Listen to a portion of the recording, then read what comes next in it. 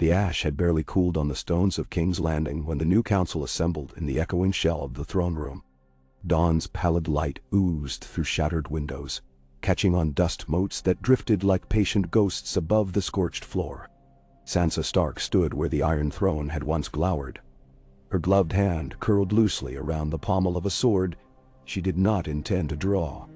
In that space, vacant now, except for twisted iron fragments half melted by dragonfire, she felt the weight of 1,000 judgments crawl across her skin. Lords and ladies murmured at a respectful distance, the hush of their voices a thin membrane stretched over their fear, ambition, and fragile hope. She had learned to read such currents with cold clarity, and today they eddied around her like a river in flood. Tyrion Lannister approached first, limping more from fatigue than pain. His clothes still smelled faintly of smoke, though they had been brushed and mended through a sleepless night. "They are ready," he said, voice pitched for her alone. Lines of exhaustion carved deeper furrows beside his mouth, yet his eyes held a steady flame of purpose. He gestured with 2 fingers toward a semicircle of makeshift chairs, drawn up against a wall bare of tapestries. The council was smaller than it should have been. War, treason, and Drogon's wrath had thinned every great house and lesser lineage alike. But Sansa saw in each drawn face an ember of survival that might be coaxed into loyalty, if she were careful. Across from Tyrion, Sir Davos Seaworth bowed, his weathered hand pressed to his chest. Gray stubble bristled along his jaw, and a fresh burn shone angrily on his cheek. But he smiled at her with the wary affection of a man who had already outlived too many kings. To his right stood Gendry Baratheon, his inky hair tied back, broad shoulders armored in new forged steel that bore the crown stack. He looked uneasy, as though he expected a smith's hammer to be more welcome than a title. Farther down the line, Yara Greyjoy, still smelling of salt and blood, leaned on one hip, arms folded. Her eyes gleamed with fierce amusement at the shattered room, at the frail idea of peace. Perhaps at Sansa herself. Others drifted along the rubble-strewn aisle. Jon Royce of Runestone in discreet travel furs. Edmure Tully, gaunt but proud despite the humiliation he had only just survived. Robin Arryn, grown taller yet no less slender, blinking in fascination at every charred column. Each pair of eyes flicked to the blackened dais, then to Sansa, as if weighing whether any throne could still be carved from ruins. And behind them, all loomed the remnants of the Unsullied and the Northmen. Silent sentinels armed more with memory than blades. Grey Worm watched from a shadowed archway, jaw set, as intangible and necessary as justice itself. Sansa did not raise her voice, yet the mute hall seemed to hush for her. "You have called a council," she said, her words turning to frost in the air. "But the realm needs more than deliberation. It needs a future." She allowed silence to widen, filling every corner, forcing them to lean closer. The tap of Tyrion's cane on stone punctuated the hush, and she sensed him judging whether to nudge her forward or let the moment ripen. She chose the latter, savoring the quiet like a sip of strong arbor red. It anchored her, reminded her that power need not always roar. Sometimes it whispered, and that whisper could throttle kingdoms. Edmure Tully cleared his throat, eager to resume the thread he'd tried to grasp amid yesterday's chaos. "My lords and ladies," he began, gesturing broadly, "House Tully stands ready." His words faltered when he met Sansa's eyes. They held steady, courteous, even kind. Yet something in their winter-blue depths warned him to tread softly. She saw the memory of earlier humiliation flicker across his face, and she let it fade in the brightness of her regard. Mercy, she had learned, was another blade. Tyrion stepped beside her. "It is customary," he said, turning to the assembly, "for those gathered to propose a successor." The familiar luster of sarcasm had dulled in him, but the bones of wit remained. "We can debate the merits of bloodlines, victories, or divine accident. Or we can consider who might actually keep this realm from tearing itself apart before supper." He glanced at Sansa, and she inclined her head in silent partnership. Yara's smirk widened. "You would crown yourself, imp." "Gods forbid," Tyrion replied. "I prefer my skull unperforated." A ripple of dry laughter passed between them, lifting tension like steam. But the levity was brittle. Every soul in the room remembered men and women burned alive only days before. Gendry shifted, restless. Davos folded his hands behind his back. Sansa let her gaze travel the semicircle, resting an extra heartbeat on each pair of eyes as though pouring a measure of ice water calm into them. She felt their unspoken questions. Could a northern wolf wear the crown that had devoured dragons and lions alike? Would she claim it only to withdraw north and leave the capital to rot? Could they place their trust in a lady whose family god was a nameless trinity of cold and quiet? She answered none of those doubts aloud. Instead, she spoke of hunger. "Winter is not finished with us," she said, voice level. "Fields burned from Rosby to Blackwater Rush will not yield harvests for at least a year. Storms undone by dragonfire crippled trade in the narrow sea. The Reach remains leaderless. Dorne has not declared. Our people will starve if we quarrel another fortnight. Choose whomever you like, but choose quickly, because the snow does not wait for politics." Her gaze drifted to a jagged hole where a stained glass window had burst. Beyond it, pale clouds bruised toward storm. "The North understands winter. We can teach the South to survive it." Damnay. The sentence fell like an oar into still water, steady, inevitable. The lords and ladies looked from one to another. Royce nodded, as though confirming a private conviction. Davos' mouth softened at the edges, the ghost of a smile. Even Gendry's broad chest eased on a sigh. But Grey Worm remained motionless, his eyes flint. Drogon had carried Daenerys' corpse eastward into legend, yet her steward stood guard over her vengeance, unsure what shape it might still take. Tyrion raised his cane. "I nominate Sansa Stark of Winterfell," he said, and the formality of the words felt almost absurd in that gutted hall. Yet their echo seemed to stroke the crumbling stones, breathing color into them. Royce seconded, his bass voice unwavering. Davos spoke next, brief and plain-spoken, as if affirming a tide chart. One by one, hands lifted or voices murmured assent. Robin Arryn's hand fluttered, uncertain but earnest. Edmure glanced at Sansa's faint smile and nodded as though he had thought of it all along. Yara lifted her chin, withholding her vote, but not objecting.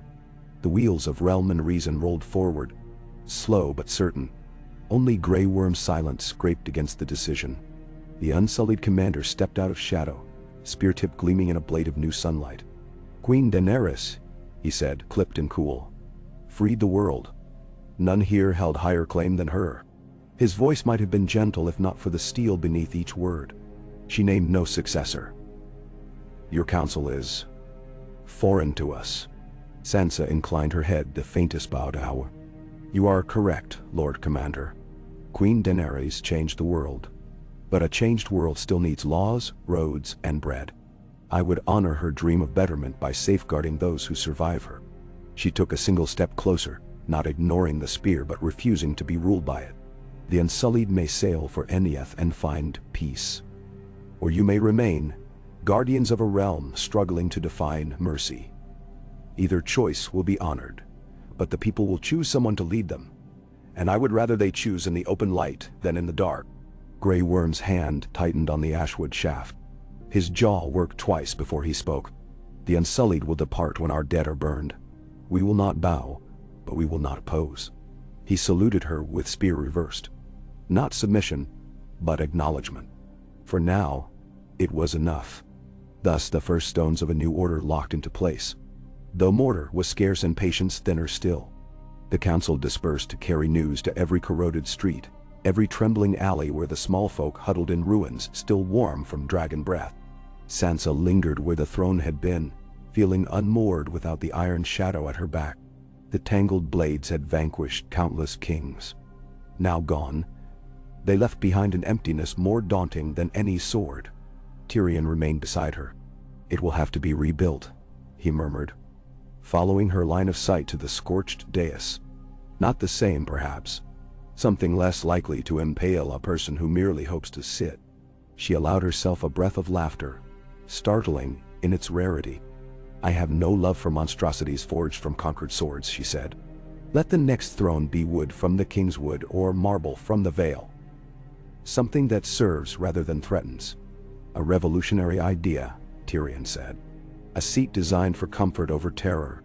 Comfort can be its own terror, she replied. If comfort dulls vigilance. He considered her profile, candle-yellow hair catching new sun, the faint crack beneath her composed voice. You need rest, he said. The rubble will still be here tomorrow. I have rested while others bled, she said, soft. I will not drift while the realm staggers. Yet she allowed him to guide her from the echoing hall, boots crunching cinders beneath. Outside, Red Keep corridors lay half collapsed. The walls bled rivulets of ash each time the wind exhaled. She passed servants scrubbing soot from cracked mosaics, men unaccustomed to seeing any Starks south of the neck. Their eyes widened, but Sansa offered them a nod of acknowledgement, and they bent deeper to their work, perhaps heartened. Evening bore her to a small solar overlooking Blackwater Bay, where smoke still writhed above gutted hulls. Arya waited there, leaning on the windowsill like a cat on a monastery railing. Her hair whipped in the salt breeze. Her expression remained as sharp as the needle sheathed at her hip. She pivoted as Sansa entered, eyes sweeping her from toe to crown. They made you queen, Arya said, an accusation lightly furred with pride. Not yet. Sansa crossed to her sister and rested forearms on pitted stone. They chose me. The realm must still choose whether to follow. Arya glanced toward the flame-shot bay.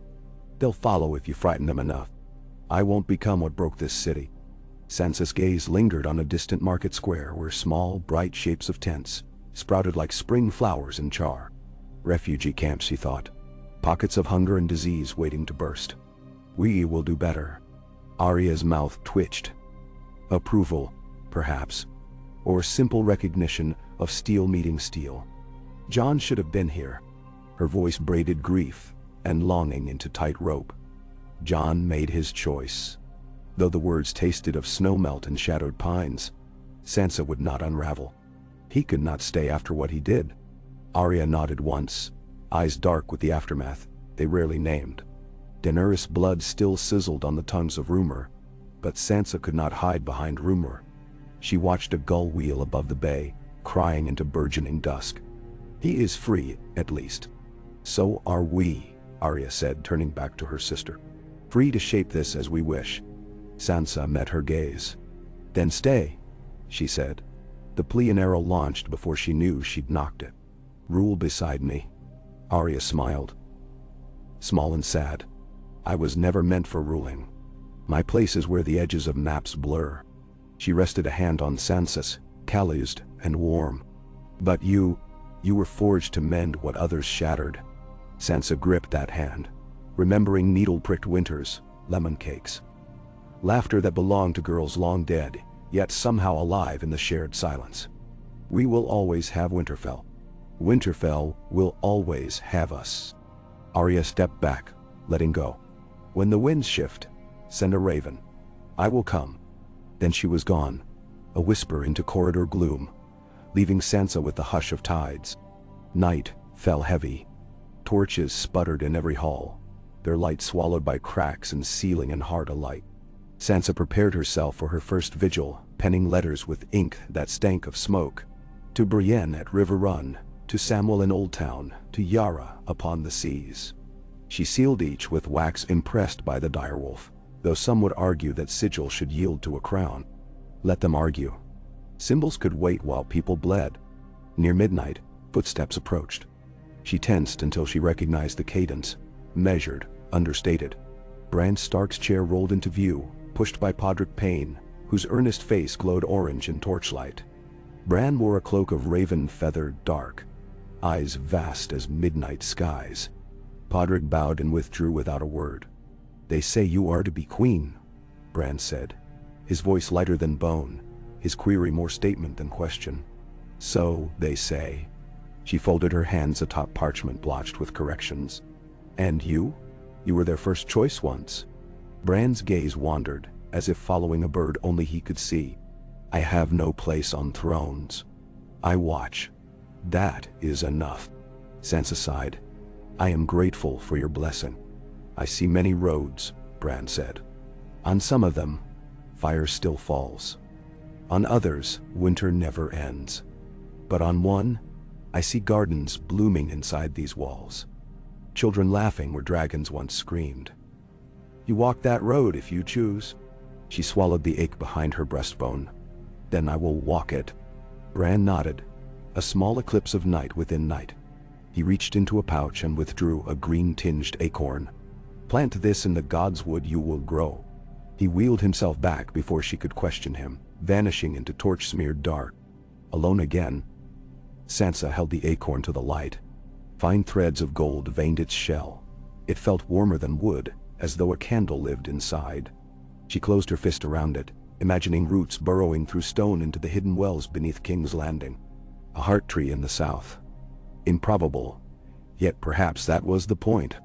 She tucked it into a leather pouch beside her heart. She allowed herself 1 hour of rest in a camp bed hauled into an intact guest chamber. There she dreamed of snow, drifting through broken ceilings, settling on columns that sprouted green leaves overnight. She dreamed of gray direwolves racing across red southern earth, and ravens that carried seeds in their beaks instead of omens. In the dream, the seed of kings was no longer forged of fear, but carved from living weirwood. Pale and strong, its red sap pulsing like hope. She woke at dawn beneath a sky the color of old pewter. When she stepped into the corridor, Tyrion waited. 2 steaming mugs balanced in his small hands. He offered one. Shared folly tastes better, he said. She sipped. The drink was thin, bitter. Small folk coffee scraped from near empty stores, but it banished cobwebs. Together they limped and strode through halls where laborers hauled debris and stonemasons chalked fractured walls. The Red Keep had become a hive at first light.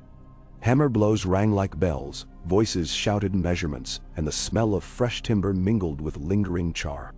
In the ruined throne room, a wooden dais had been erected overnight by Northmen guided by Royce's engineers. It was plain, unvarnished. Sunlight from the eastern breach limned its edges, turning them gold. On its center stood a simple high-backed chair fashioned from the same timber. No blades, no barbs, no intimidation. Some might call it humble to a fault. But Tyrion's lips curved upward.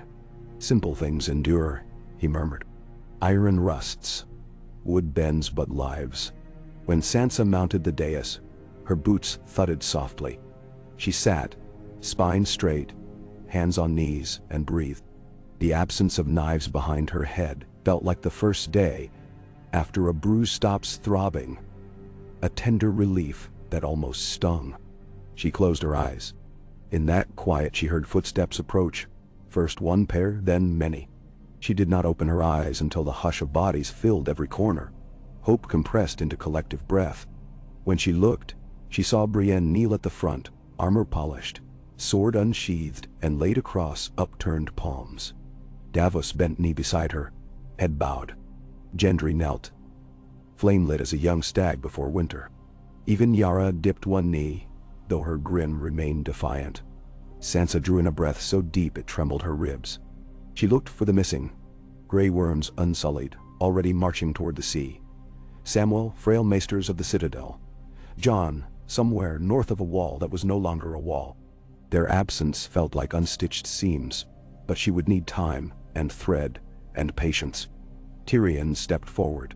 By assent of those assembled and the will of the surviving great houses, he proclaimed, I present Sansa of House Stark, first of her name, Queen of the Andals, the Rhoynar, and the First Men, protector of the realm. His voice did not boom, yet the walls carried it outward. It fluttered through cracks, drifted across the scorched courtyard, settled into the ears of soldiers, mending broken gates. It might reach farther still, down charred streets where orphans scavenged for bread. Sansa rose. She did not take a crown. None had been forged. Instead she lifted her right hand, where a silver wolf's head ring gleamed. I accept, she said. And in accepting, I pledge that this city will be rebuilt, not on fear, but on fellowship. There will be bread before banners, shelter before spectacle. We will grow roots deep enough to hold against any winter. Her voice steeled upon each vow. No house shall be broken for speaking truth. No child shall be traded for pact or coin. And when spring comes, We will remember winter and be wiser for it." Silence followed, dense and fragile. Then Brienne's voice, low and sure. "Long may she reign." It was not shouted but spoken like a promise. Others repeated it. Davos, Gendry, Royce, then the ranks beyond.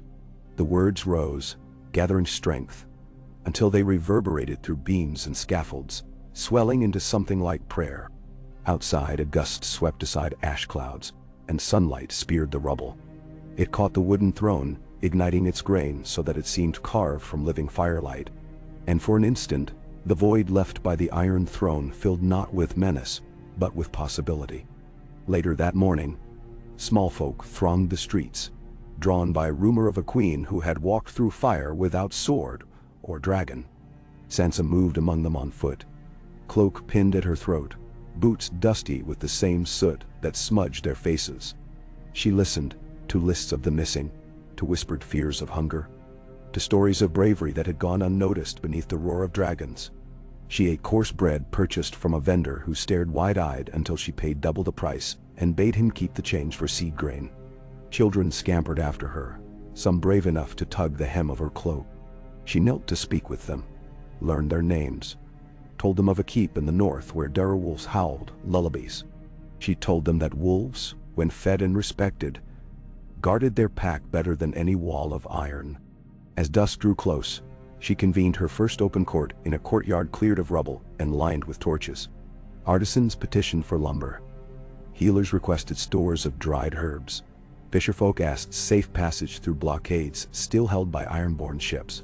She granted some, promised others, refused none without offering alternatives. Each judgment cost a measure of strength, yet she spent freely, for the treasury of resolve replenishes itself in every grateful nod, every sigh of relief.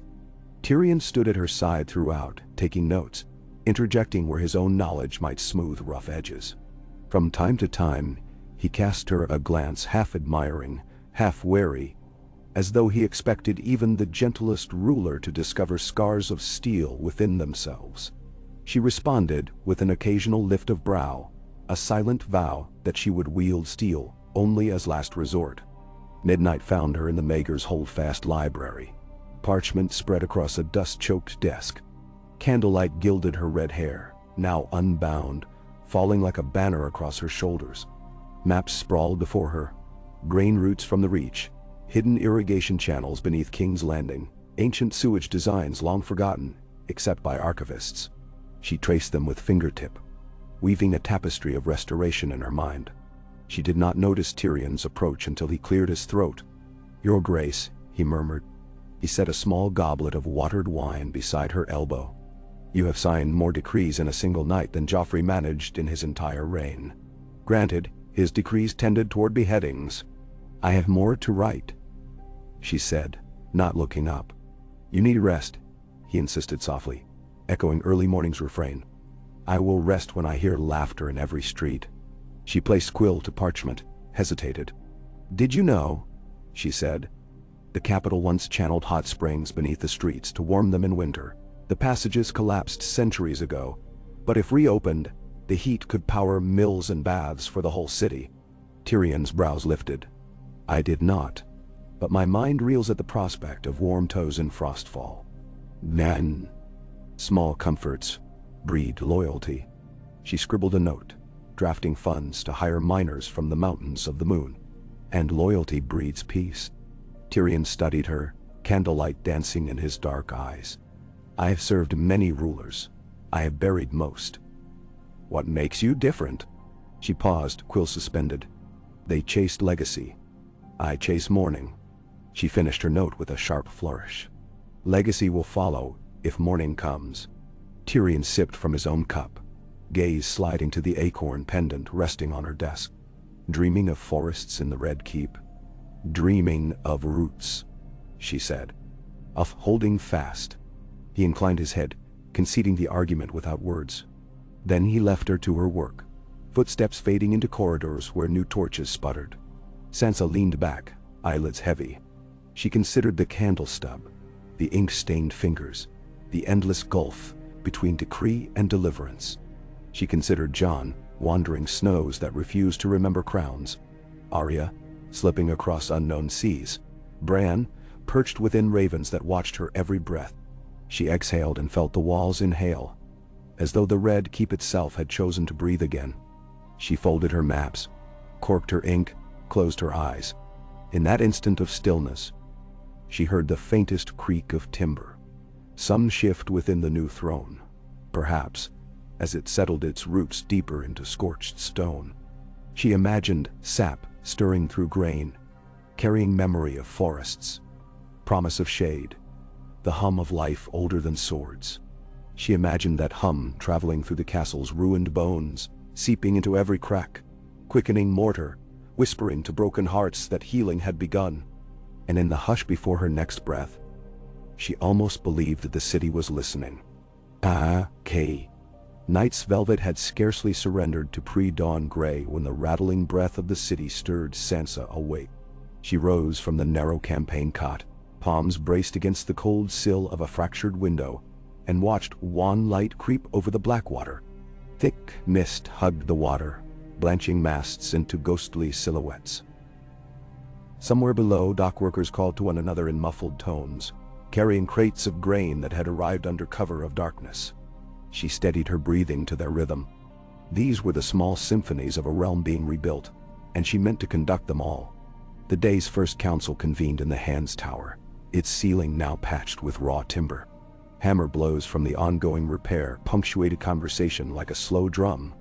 Tyrion occupied the chair at her right. No grand cushion, only a sturdy bench carved by a Northman joiner who had never seen a lion, yet still etched one discreetly on the backrest in tribute.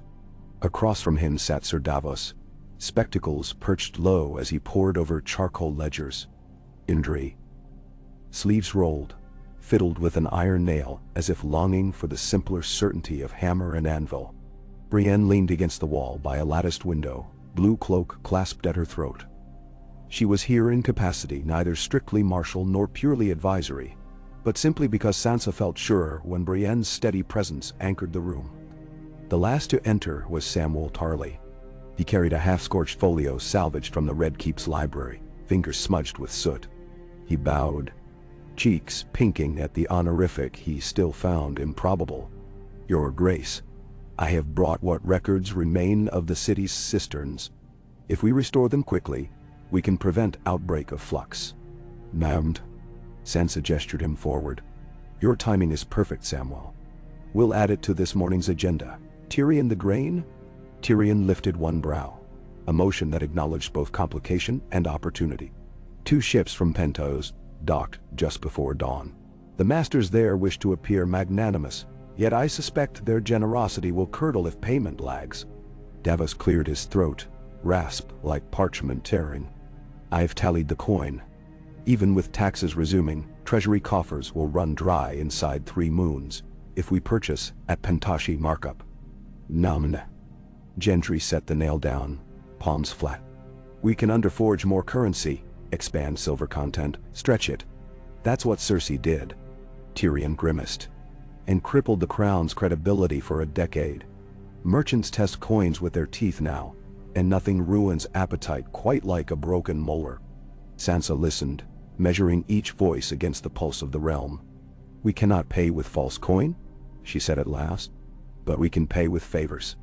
Pentos desires a reduction in tariffs at King's Landing, and a guarantee of naval escort against the Stepstone's corsairs.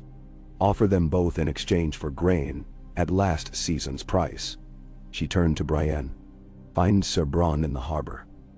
Put 3 of the crown's fastest galleys under his command for the escort." Tyrion chuckled low. Giving Bran reason to keep pirates alive long enough to negotiate bribes. Remarkable diplomacy. "I trust his greed," she answered. "It is dependable." A spark of amusement lit Brienne's eyes as she inclined her head. She strode out, cloak swishing like calm surf. Samwell opened the cistern folio, tracing diagrams with a stubby finger. "Most channels run beneath Flea Bottom. Many collapsed during the Dragonfire. We'll need miners and masons. Royce dispatches men from the Vale tomorrow," Sansa said. "Have them dig." The council dispersed to tasks large and small. Sansa lingered behind, gazing at the battered map, pinned to the chamber wall. Pins marked every street kitchen, trash tent and debris pile yet to be cleared. A fervent ache behind her eyes warned of fatigue, but she pressed thumb and forefinger to her temples, willed the ache into fuel, and descended the tower. In the courtyard, the scent of new-cut pine mingled with smoldering ash. Unsullied soldiers filed through the gates in silent columns. Preparations for departure to Ennaith. Grey Worm oversaw them, helm tucked beneath his arm. She intercepted him at the cart path, where sunlight glanced off his bronze breastplate. "Your men leave tomorrow," she observed. He nodded once. "One dawn more. We bury our dead tonight." "I would join you," she said, "if that does not offend." His dark eyes searched her face for mockery, finding none. "Come," he said, not quite inviting, not quite denying. "Remember them with us." That evening, on a barren stretch of shoreline beyond the city walls, the unsullied dug graves in perfect rows. Torches flickered, throwing wavering halos upon their shorn heads. Sansa stood beside Grey Worm as the first bodies were lowered, wrapped in grey cloth embroidered with silver asters. Needlework completed by northern women who understood grief measured in thread. A priest of the Lord of Light murmured prayers. Though most unsullied had abandoned old gods, they welcomed any tongue that spoke of release. When the final shovelful fell, Grey Worm placed his spear upright in the sand. He spoke not to Sansa but to the water, voice thin with ache.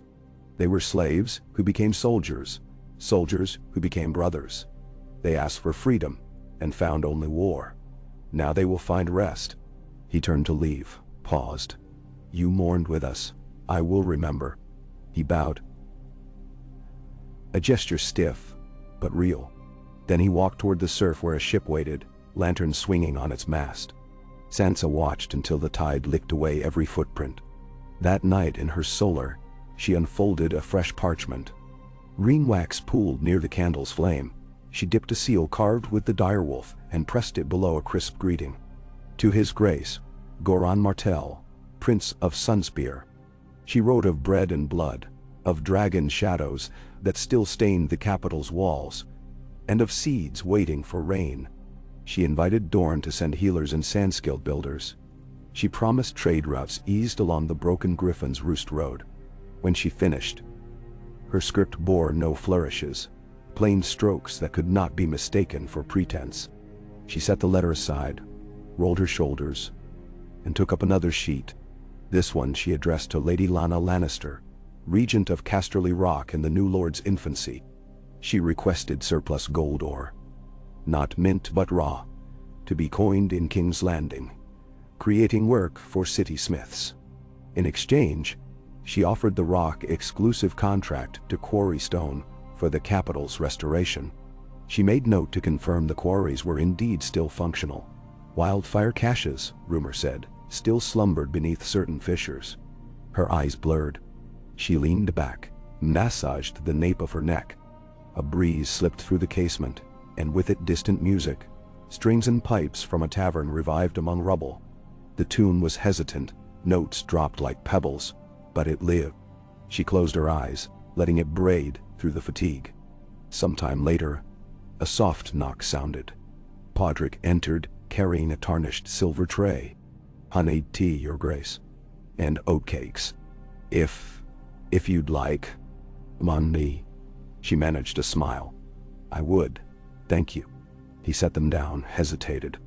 "Brienne says you haven't slept more than 4 hours in 3 nights. Apologies, not my place. Your care is never out of place." She lifted a cup, inhaled steam.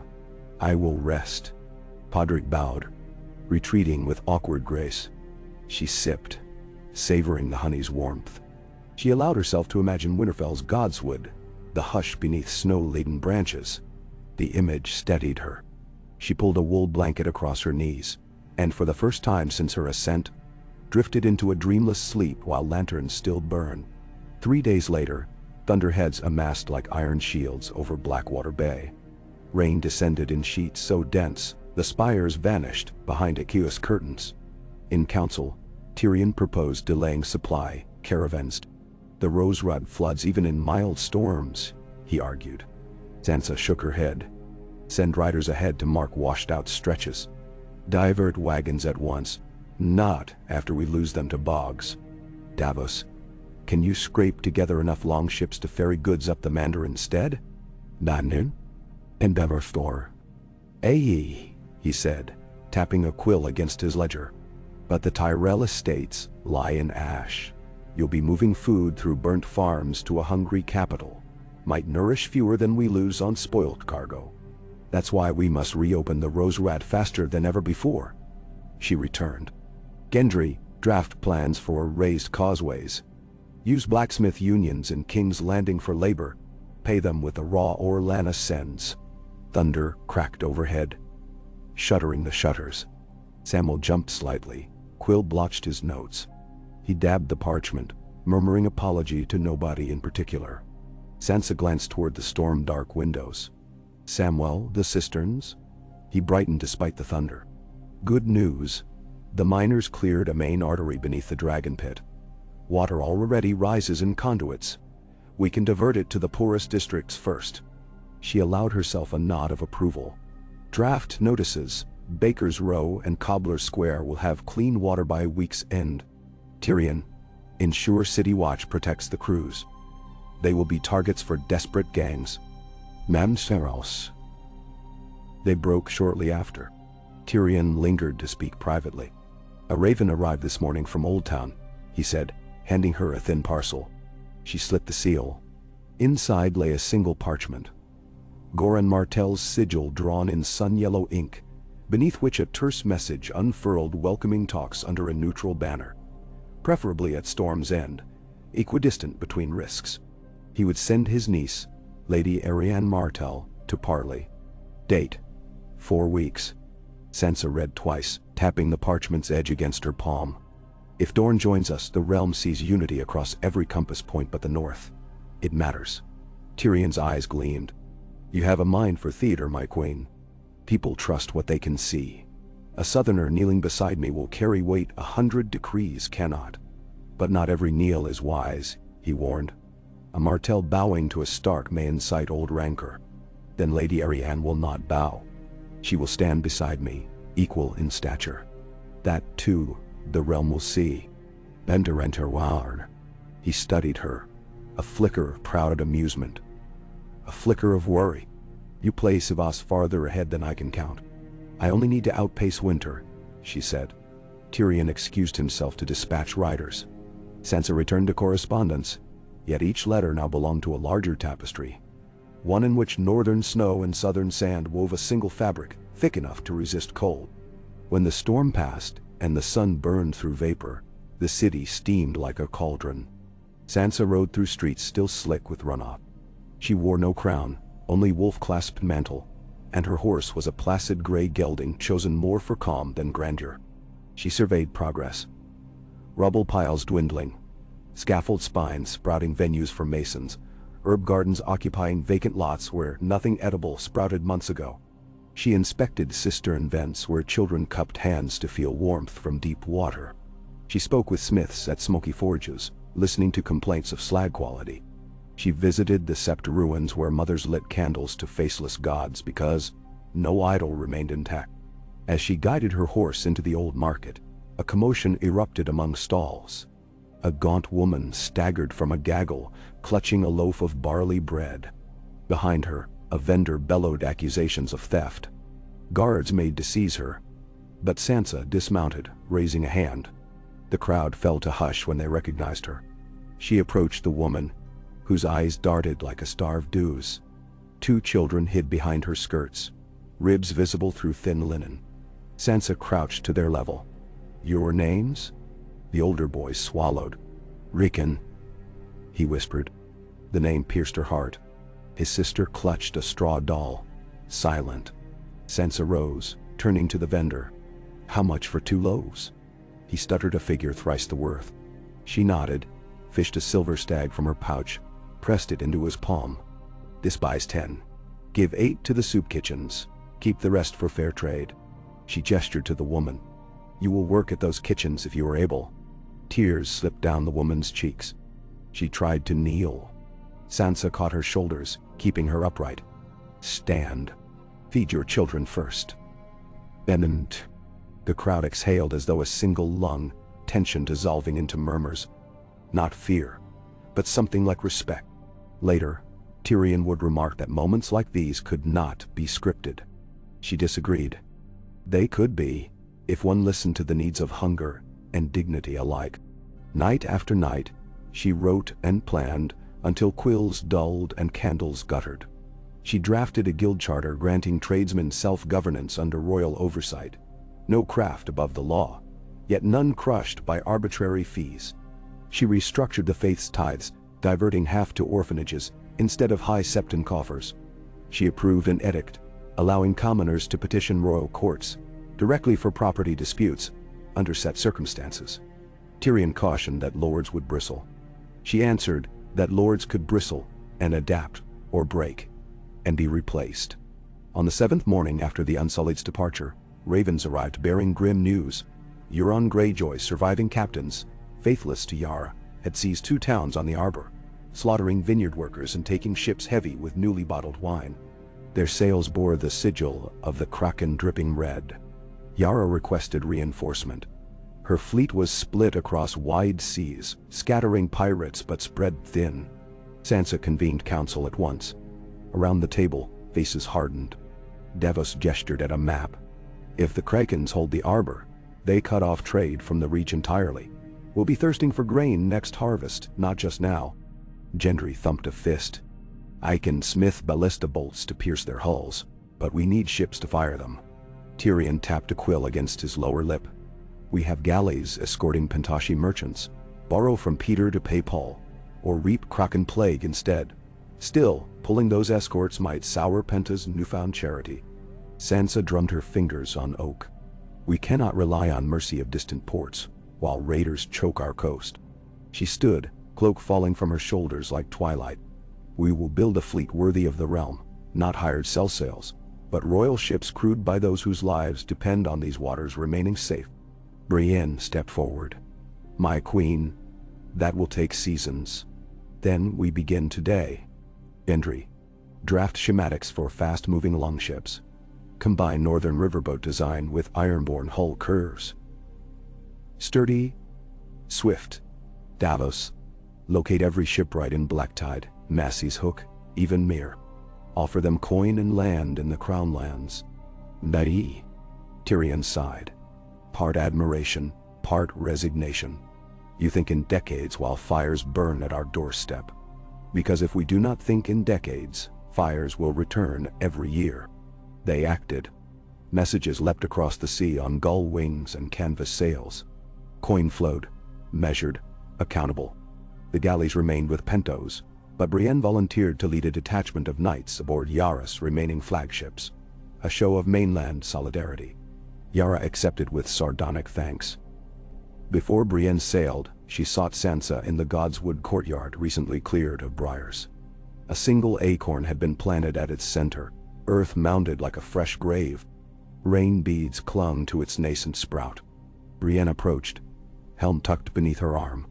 Your Grace, I regret leaving when threats loom. Sansa turned from the sapling. You sail to meet one of those threats. You do not leave. So. Brienne gazed at the tender shoot. A heart tree should not be alone. It will not, Sansa promised. Every morning children come to water it with cups of cistern water. They recite the oaths of the old gods, though most barely remember the words. Roots will take hold. Brienne's throat bobbed. She knelt, head bowed. I swore to protect you first in a winter garden at Bitterbridge. That vow endures. Sansa touched Brienne's shoulder, leather warm from sun. Return alive, Sir Brienne. That is all I ask. Dam night dear. Brienne rose, something like softness in her eyes, and marched out. Watching her depart, Sansa felt a thread pulled from her weave, but also the weave strengthening, spread wider, catching more storms. Weeks spilled into one another, each day a slab of labor laid atop the last. The small folk coined a title, Queen of Sighs, for she seemed to inhale every grievance and exhale solution. Tyrion teased her about it. She only smiled. replying that sighs could blow sails across whole seas. Letters from the north arrived rarely. Bran's script meandered like root work. He wrote of ravens nesting in Summerhall ruins, of wolves running beneath Aurora's green rose skies. He never mentioned Jon.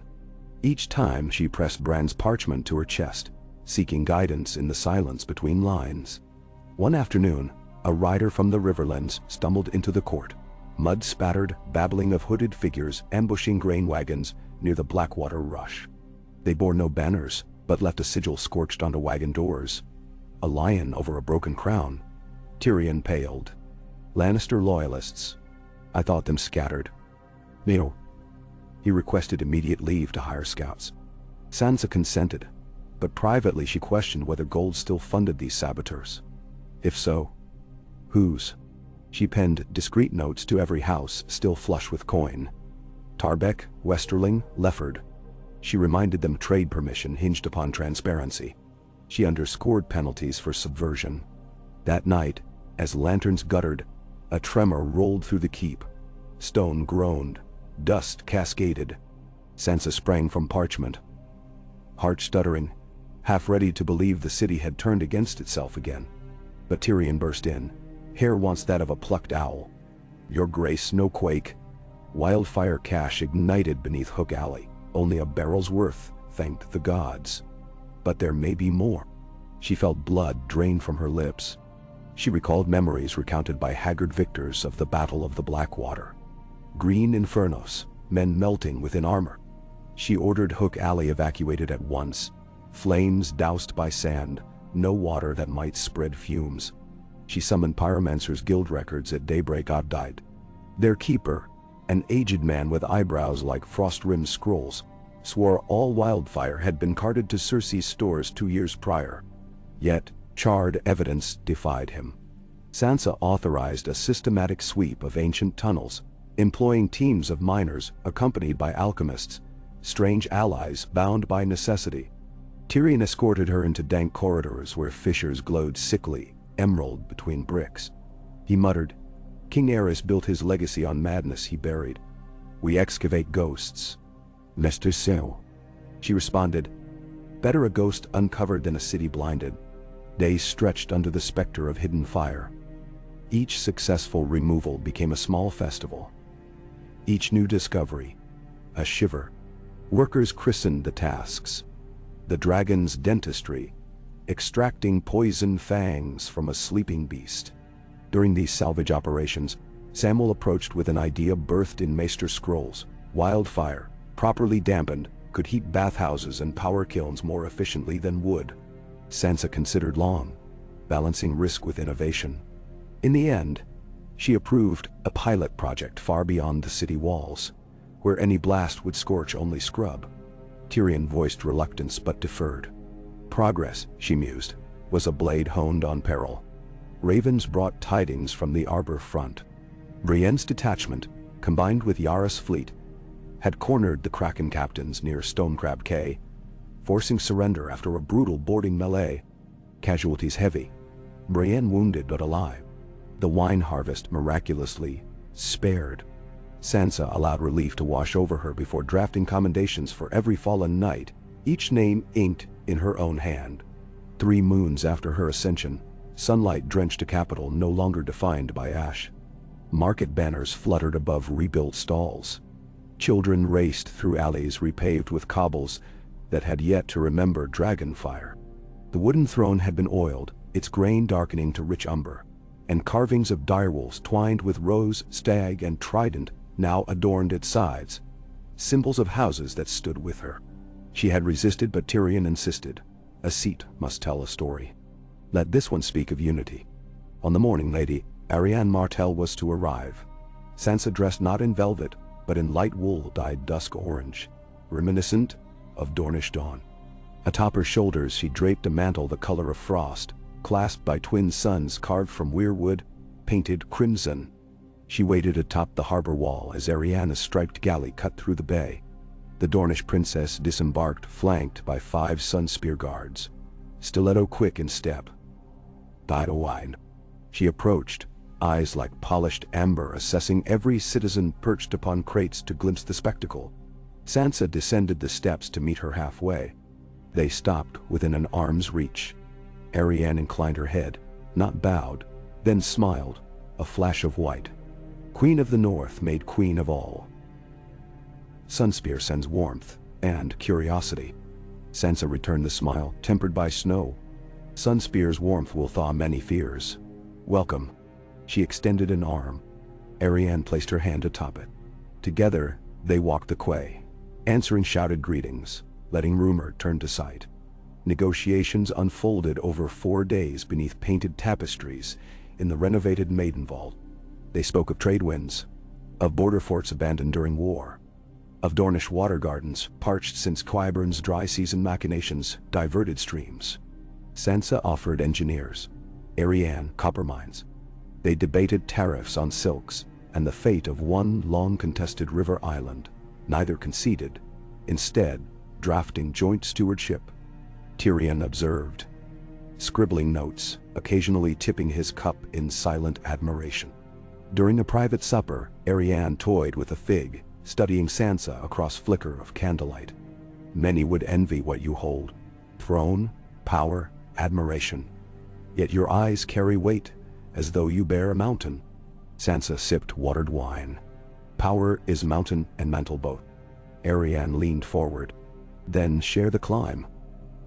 Dorne will stand beside you if our freedoms remain. We bow to no one, yet we fight for allies. Allies do not bow, Sansa agreed. She extended a slender scroll sealed with her sigil. A charter of mutual defense. Sign, and the realm sees a queen and a princess as partners. Arianne broke the seal, read quickly, lips curving. You tether iron with silk. She pressed a thumbprint below her signature. Scarlet wax blooming around it. It is done. The next dawn, they stood before the wooden throne. Arianne to Sansa's right, Tyrion to her left. The hall packed with nobles, guild leaders, smallfolk envoys. Sansa spoke. Let it be known the crown and Dorne walk forward together. Let gates open wider than suspicion, not to trample sovereignty, but to embrace it. Cheers erupted, rolling like surf. In that thunder, Sansa felt the mountain lighten half a stone. Yet she sensed the climb far from finished. That night, she climbed scaffolding removed from the Old North Tower, ascending until wind whipped her cloak flat. She stood atop the keep, gazing over a city shimmering with lanterns, veins of gold snaking through black. She thought of Bran's acorn sprout, roots questing deep. She thought of Brienne healing on a deck beneath star-salt air. She thought of Jon, somewhere beyond a wall of memories, and wondered whether he felt the realm's slow mending, or if the north's silent snows deafened him to everything southward. Footsteps behind her snapped the reverie. Tyrion emerged, hair tousled by gusts, eyes bright with mischief. If I were more superstitious, I'd say you court storms. I listen to them, she answered. He approached the parapet, peered down. An impressive vertical drop. Enough to discourage poorly considered leaps. Is that counsel? Observation. He folded arms. You have achieved in moons what most rulers never attempt in years. Fed the hungry, quelled raiders, allied old enemies. Yet rumor persists you rule with sorcery. Some speak of ravens guiding you. She brushed hair from her cheek. Let them. They fear what they cannot harness. And you? Do you fear? She gazed toward the acorn courtyard. From this height, the sapling was no more than a pinprick emerald amid stone. Every day, she confessed. Fear humbles reckless certainty, but I wield it. I do not let it wield me. Tyrion exhaled long. Then long may you reign, Queen of Sighs. She turned, meeting his eyes. Long may we reign. I am not the realm alone. He bowed slightly, acknowledging shared burden. They remained in silence a while, watching wind shear clouds into silver ribbons across a round moon.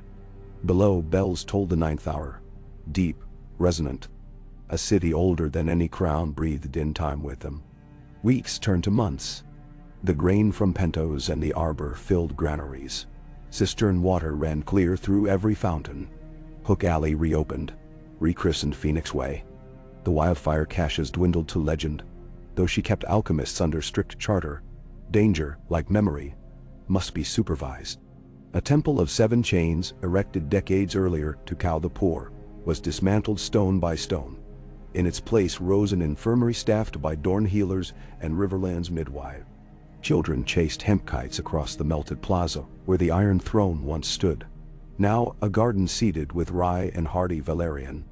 Tyrion claimed the site, made him feel as though they had cut out a tumor and grown a heart in its place. Not all blossomed. Reports filtered from the veil of smugglers, skirting trade levies, of Lannister loyalist cells, regrouping in deep den, of mercenary captains along the Golden Companies, former routes offering coin for vengeance. Sansa dispatched envoys bearing olive and sword. Trade incentives for compliance, ruthless consequence for sedition. Some yielded, others vanished into highland caves. She braced for future storms. One chill morning, as ravens skimmed frosty ramparts, a hooded figure requested private audience. Guards searched him, found no blade but a torn black cloak with a direwolf patch near gone gray. They led him to her solar, where he knelt and threw back his hood.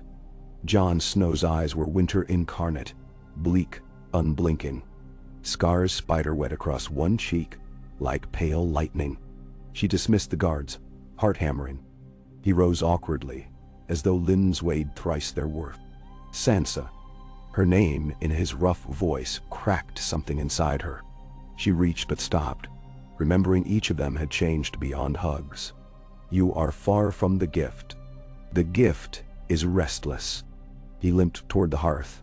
The free folk rebuild Tormund's town near Hardhome, but shadows stir. Something hunts in the haunted forest, bodies flayed, not by cold or beast. They fear a ghost of the Boltons. His gaze found hers. I fear vengeance, born of men who have forgotten war's lesson. It is not forgotten everywhere, she said gently. Maybe not. But I came because I wondered if the realm you build still holds a place for a man who once broke it. Sansa crossed to him. You broke nothing. You saved us all. Men may. I killed a queen, he whispered. She murdered a realm. She countered. You set it free. He stared at dancing flames. She saw weariness etched deeper than any sword cut. She thought of Bran's road where gardens bloom. Perhaps this too belonged to that vision. Stay, she said quietly. Not as prince, not as lord, simply as Jon. The city needs honest hands. She gestured around the solar littered with scrolls. Help me mediate disputes between northerners and reachfolk. They trust the wolf in you. He gave a broken laugh. They fear the dragon I slew. Then show them the dragon's end, birth, renewal. She placed Bran's acorn pendant in his palm. Plant the second god's wood here in the Red Keep. Let its heart not remind them of life after fire. Tears glistened unshed in his lashes. He closed fingers around the pendant, nodding. I will try. In the weeks that followed, whispers spread of the stranger's hand returned from exile, guiding disputes with quiet fairness. Children pointed to a bearded man, planting saplings along Phoenix Way, humming songs older than books. Some called him a ghost, others, a gardener. He answered to neither, only to purpose. On the anniversary of Sansa's coronation, the city awoke to find every cistern fountain dyed crimson courtesy of prankish alchemists, honoring the queen's red wolf. Tyrion nearly choked on his morning wine. Sansa merely laughed, ordering water flow purged before midday. Festivities continued. Markets lined with spiced lamb, puppet shows reenacting the Battle of the Bells, archery contests inaugurated by Arya's surprise return aboard a sunset blazoned cog. She had sailed beyond old Valyria and back, bringing spices, stories, and a knife of smoking stone. She gifted the blade to Sansa, claiming it drank poison. Sansa stored it in the vault below the throne. Mysterious weapons were safer behind locks. That evening, under lantern chains strung across the throne room skyhole, Sansa stood before a gathering of thousands. The wooden throne remained behind her, unoccupied. She spoke of the year past, of hunger staved, of roads lifted, of the fleet rising on new keels. She spoke of storms weathered, and those still to come. She ended with a toast of cider pressed from Arbor's rescued grapes. To the realm we build, and the generations who will inherit it, may they forgive our errors and celebrate our courage. She lifted the cup. Voices echoed, goblets clanged. When she set her drink aside, she stepped down among them. Queen not on dais but amid. Jon watched from a shadowed arch, Arya at his shoulder. Tyrion sat on the dais edge, legs swinging like a child's. Gendry and Davos improvised a dance beside Brienne, whose mended arm still flexed gingerly. Arianne twirled with a septa, silk swirling amber and rose. Sansa felt the ripple of life swirl around her, no longer a tide of fear, but of joy cautiously dared. Music soared, pipes gliding over drums. She closed her eyes. In that instant, the city ceased to be towers and tunnels. It was breath and pulse, a living thing. She sensed it healing, scarred yet vibrant, held together not by iron points, but by shared resolve. When she opened her eyes, she glimpsed Bran at the far end of the hall. He sat quiet in his wheeled chair, eyes luminous, a faint smile softening his features. He inclined his head. She inclined hers. No words crossed the distance, but she felt a raven's wing beat inside her chest. Affirmation, perhaps, that the road he foresaw unfolded beneath her feet. She turned, letting the music carry her into the throng. Among, but not above, ruler and subject, woven into the same moment.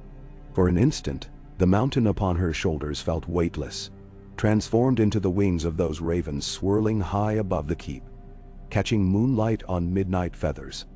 But wings must always land, and mountains must be climbed. Tomorrow, carpenters would erect beams for a new university. Miners would unearth yet another wildfire flask. Corsair rumors would blow in on rising summer winds. She would meet each dawn with parchment and purpose, with fear and resolve, with the knowledge that thrones, whether iron or wood, mattered less than the hands that tilled fields and mended nets. Her reign, still young, would not be measured in crowns forged or foes toppled, but in winter bread and summer gardens, in bridges spanning rivers once red with war. And if she ever faltered, she would remember the sighs that had crowned her, each pulse of weary hope she had inhaled and returned as promise. She would breathe, and the realm would breathe with her. Outside, the sprouting heart tree in the courtyard trembled in the night breeze. Its leaves, newborn and pale, rustled like quiet applause. Below the soil, roots probed stone, seeking water, gripping earth. One day, though Sansa might never live to see, it would tower above the Red Keep ruins and whisper its own stories into the wind. Stories of a queen who sowed peace where fire had burned, of a throne carved from living wood, and of sighs heavier than steel, yet strong enough to hold a broken realm together. And through every tale, the leaves would murmur her name, Sansa of House Stark, until even the stones could speak it by heart. Gashtan and Shampoo. The morning after the anniversary revels, dawn drifted in pale and tremulous, as though reluctant to rouse a city that had danced itself into exhaustion. Sansa, however, was already awake, seated at her writing desk before the candle stubs had wholly guttered.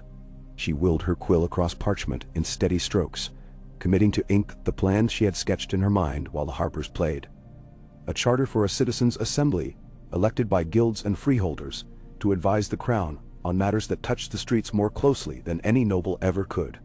The idea tasted half mad, radical, some would say. But the realm had been remade by fire. Why should it not also be remade by voice? Halfway through the draft, a sharp rap broke the quiet. Podrick entered, cloak still damp with dew. "Your Grace, Sir Davos requests your presence at the river gate." A messenger arrived. Says he rode without stopping.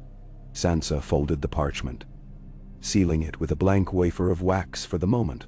"Tell Sir Davos I am coming." Outside, the cobbles still gleamed from the night's drizzle, lantern oil rainbows shimmering in puddles. She drew her mantle tight, the morning cool, even under the soft southern sun. and made her way down the winding stairs of Maker's Holdfast, through corridors alive with the scents of fresh bread and wilted garlands. She found Davos at the gatehouse arch, gray hair plastered to his temples, a narrow scroll clenched in calloused fingers. "What is it?" she asked. "Dire news." The old smuggler's voice rasped like rope through a hawse hole. "Storm's End reports 3 galleys burnt at anchor.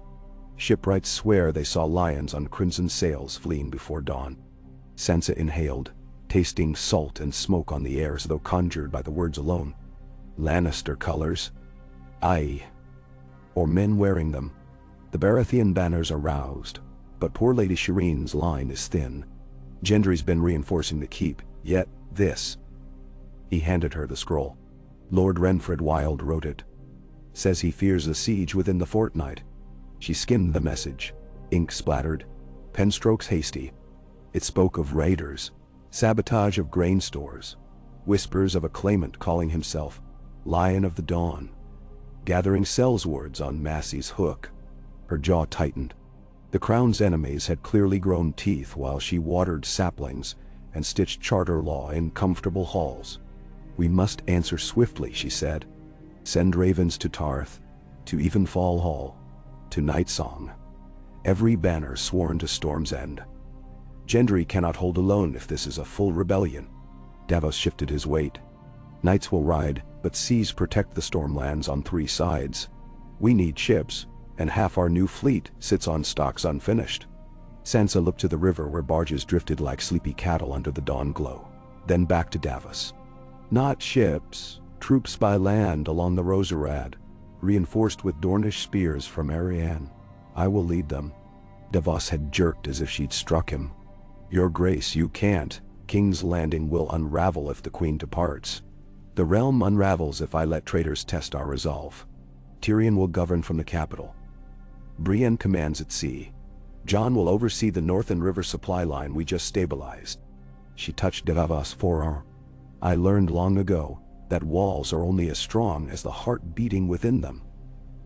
My place now must be where danger gathers." He bowed his head in reluctant assent. "Then I'll ride beside you. I swore no more seas after Blackwater, but land I can stomach." She mustered a smile. "A smuggler once taught me that courage is only prudence taken one step past fear. Come, let us be prudent." Word spread through the Red Keep in ripples. By sundown, the city hummed with preparations. Cartwrights reinforced axles. Smiths hammered rivets into breastplates. Fletchers trimmed goose feathers by lantern light. Jon found Sansa in the stables, fitting a saddle to her gray gelding, Moonshadow. He watched a moment in silence, then said, "Tyrion told me." She cinched the girth, patted the horse's flank. "You'll stay? For the city, yes. For you." He gathered her hand between his roughened palms. "Send ravens often. I lost too many sisters once. I won't lose another to southern mud." She squeezed his fingers. "I'll come back. The gods haven't dragged me through winter and wildfire just to end in a ditch." He smirked. "Quick, fleeting. I used to say things like that. Perhaps I stole the habit." She raised on tiptoe, kissed his cheek. "Guard the heart tree, Lord Snow." He left, shoulders squared, but steps reluctant. She watched him go, then mounted, guiding Moonshadow toward the courtyard where her column assembled. 1,000 Northmen in boiled leather beneath wolf banners, 800 Dornish spears in cloth of sunset, 300 Baratheon men-at-arms on loan from Gendry's meager garrison. At the head, Sir Davos and Sir Podrick rode abreast like mismatched bookends, one weathered oak, the other slender birch. Tyrion awaited by the gatehouse, flanked by Arianne and Samwell. The dwarf's eyes glinted with a mix of pride and dread. "Take care of my soldiers," he said.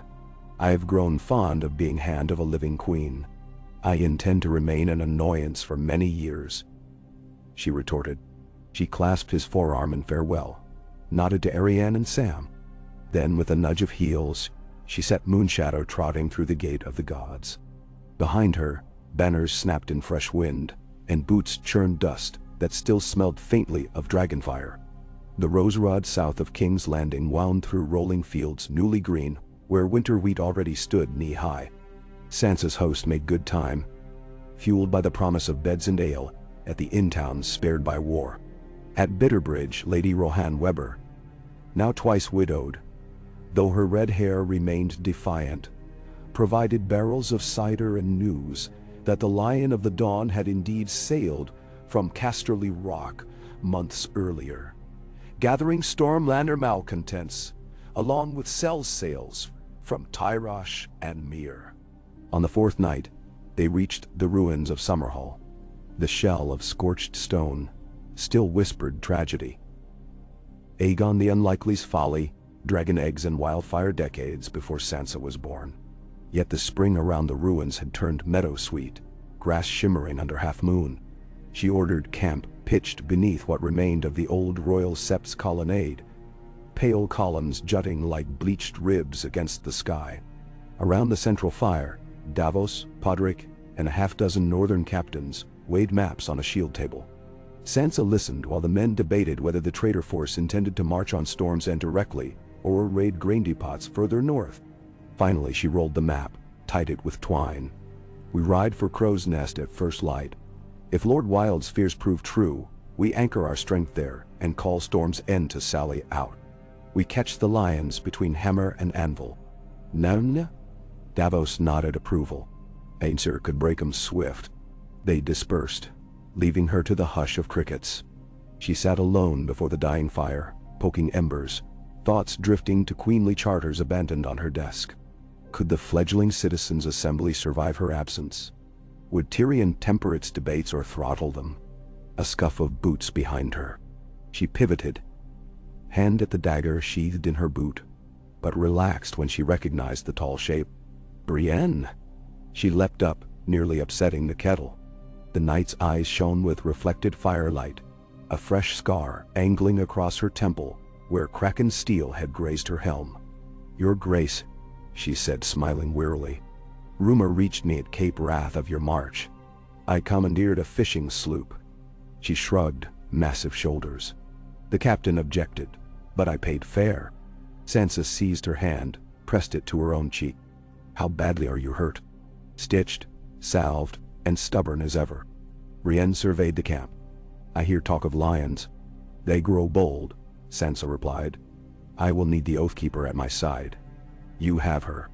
Brienne drew the Valyrian blade part way. Dark metal winking orange, then slid it home with a decisive rasp. And the promise sworn long ago. Sansa's throat tightened. She clasped Brienne's wrist, then motioned toward the fire. "Sit. Eat. Tomorrow we ride fast and fierce." They shared broth and barley bread, while constellations wheeled overhead.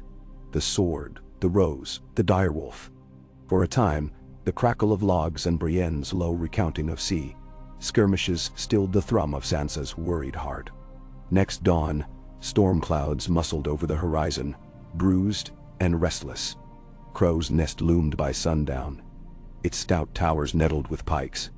Lord Renfred Wild greeted them in the outer bailey, his once golden beard streaked with ash from recent fires. "They struck our granaries 2 nights past," he said, voice ragged. "If you had tarried 3 more days, we'd be gnawing bark." Sansa inspected the damage. Casks split, wheat soaked, millstones shattered. She ordered her supply wagons opened. Bread rationed to the townsfolk first. Then she convened a war council in the Great Hall, its rafters blackened but standing. Riders reported the traitor host, 5,000 strong, encamped at Haystack Hall, flying a crimson banner with a sunburst lion. Their general, Sir Quentyn Lannet, claimed descent from a bastard cousin of Lord Tywin. He promised to liberate the realm from wolfish tyranny and to restore the majesty of true Lannister rule. Sansa absorbed the litany of boasts, then turned to her commanders. "We march there in darkness, flank them by dawn. Davos, you and the Stormlanders faint at the main gate. Brienne leads the Dornish across the apple orchards, strikes their rear. My Northmen push through the grain fields from the east. Quentyn Lannet fancies himself Tywin reborn. Let us remind him, Tywin's forte was surprise. Through the night they moved, torches hooded, horses muzzled, armor padded with burlap to dull clink of steel. The sky pressed low, gravid with unspent rain. By cockcrow they crouched within smelling distance of the Lannister campfires, embers flickering under sweat-spackled tents. Sansa's breath streamed white as she peered over a bowl of fallen willow. She raised her gauntleted fist. From orchard shadow, Brienne answered with an upthrust sword. Davos' horns blew. 2 quick notes, then silence. A heartbeat later, the south gate erupted in shouted alarm. The trap had sprung. Sansa spurred Moonshadow forward, her banner streaming. Northmen howled, axes glinting as they burst through high wheat. She tasted battle like iron filings on her tongue, felt hoofbeats thunder in her chest. Ahead, Lannister pikemen scrambled to form hedge lines, but Brienne's Dornish spears speared the rear ranks. Panic rippled. Lannitz's Taroshi crossbowmen turned to meet Brienne, exposing their flanks to Sansa's charge. Moonshadow leapt a ditch, hooves striking a helmeted skull with a crunch. For all the clamor, the fight was over swiftly. 200 heartbeats, perhaps 3 a duel. Quentyn Lannet died on his white horse, eyes wide, throat split by a Stormlander arrow. When the traitor's banner fell, resistance crumbled. Davos men herded prisoners into the orchard, binding wrists with apple tree twine. Sansa dismounted, boots sinking in trampled barley and clovery blood. She surveyed the faces. Young, hard, scared. She raised her voice, even and carrying. You yield to the crown of Westeros, not to House Stark alone. Swear now to lay down arms, swear to labor repairing what you burned, and you will live. Take up arms again, and you will hang. They knelt, murmuring oaths as one body. Brienne's gauntlet found Sansa's elbow, steadying. The queen closed her eyes a moment, thanked whatever gods would listen, then ordered nurses to tend the wounded friend and foe alike. 2 days later, rain soaked the gore-scorched fields clean. Ravens flew to King's Landing with word of victory, bells rang across the rebuilt docks, and Tyrion raised a goblet to the city's cheers. But Sansa tarried in the Stormlands, overseeing resowing of grain under drumming showers, meeting small folk whose homes had been sacked by their own lord's folly. At Haystack Hall's charred library she found, miraculously intact, a chest of parchment, genealogies of the Crownlands, penned 70-odd years before. Leafing through, she discovered a single page bearing Bran's own meticulous hand. Marginal notes on bloodlines that merged lion and stag centuries back. She traced Bran's ink with her thumb, a shiver dancing her spine. Had her brother foreseen this rebellion? Did he scatter clues for her like seeds? She folded the page carefully, slid it into her satchel. Some knowledge could not yet be shared, not until she understood its weight. On the eve of departure, Lord Wilde hosted a small feast of foraged boar and salvaged wine. Rain battered shutters, yet inside fires blazed cheery. Sansa sat between Davos and Brienne at a rough trestle. She spoke little, letting the men toast victory, yet she observed, always observed, the way laughter eased the tension in shoulders, how the spark of hope kindled after crisis. Even in her youth at Winterfell, she had loved the way light bent around a room where people felt safe. Later, she slipped from the hall into chill drizzle, drawn by the hush of the gods beyond loud songs of men. She crossed the ward to the new sept that stonemasons had hastily repaired for prayer. Inside, candles ringed the cracked marble of the mother's statue. She knelt, folding damp skirts under her. She did not pray for herself, but for every hungry mouth still waiting at city fountains, for every mother fearing bandits on a lonely road, for every lord who had not yet learned that honor weighed more than gold. She prayed that her rule, though forged by necessity, never hardened into tyranny. And she prayed, too, for mercy upon the dead, even those who raised banners against her. In this world, forgiveness grew rare as dragon eggs. She would not squander hers. Footsteps echoed.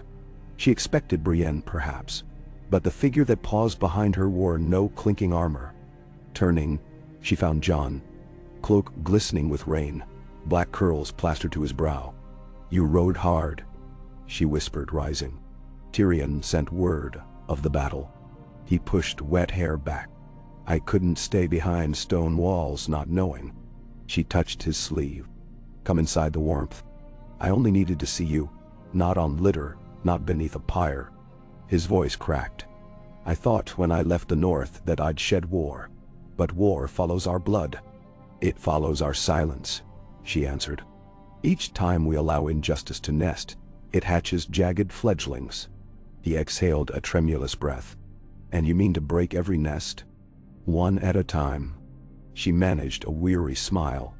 Will you help?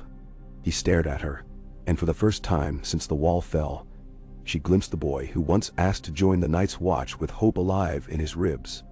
Aye, he said. If you'll have me. She linked her arm through his.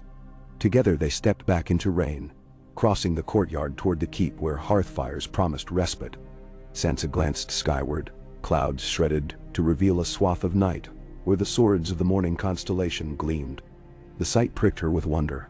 Old tale said the sword shone brightest when the realm stood upon a blade's edge, fire or flower. She did not know which awaited, but she knew better than to fear the edge itself. Steel, after all, could carve as well as kill. The return to King's Landing took 10 days, slowed by wagon trains heavy with recaptured grain and throngs of displaced smallfolk following the column for safety. As the procession crested the final rise above Blackwater Bay, trumpets brayed from the battered ramparts and banners unfurled along city walls. Wolf intertwined with rose, spear, stag, and newly sown lion sun now struck through with a white peace bar. Inside, streets were swept clean, fountains burbled, and the heart tree in Phoenix Garden rose a full foot higher, its bark flushing a deeper red. Tyrion awaited in the throne room, eyes bright with relief and calculation. Beside him stood Samwell, holding aloft the parchment Sansa had sealed the morning she left. Your charter, he said, voice trembling with excitement, has been ratified by unanimous vote of the guilds. The first citizens' assembly convenes in fortnight. She took the document, traced the signatures. Smith, baker, healer, mason, carter, scribe. Men and women whose names no bard recorded, yet whose toil stitched the realm together. Then we welcome them with open gates and sharpened quills. Their voice will temper mine. Tyrion's grin widened. Democracy, monarchy. Why choose? Have both and anger all. Exactly. She strode past him toward the wooden throne. She did not mount it. Instead, she faced the gathered court and the ranks of small folk admitted for the occasion, her boots planted on the same floor that bore their footprints. She lifted her hands, bid silence.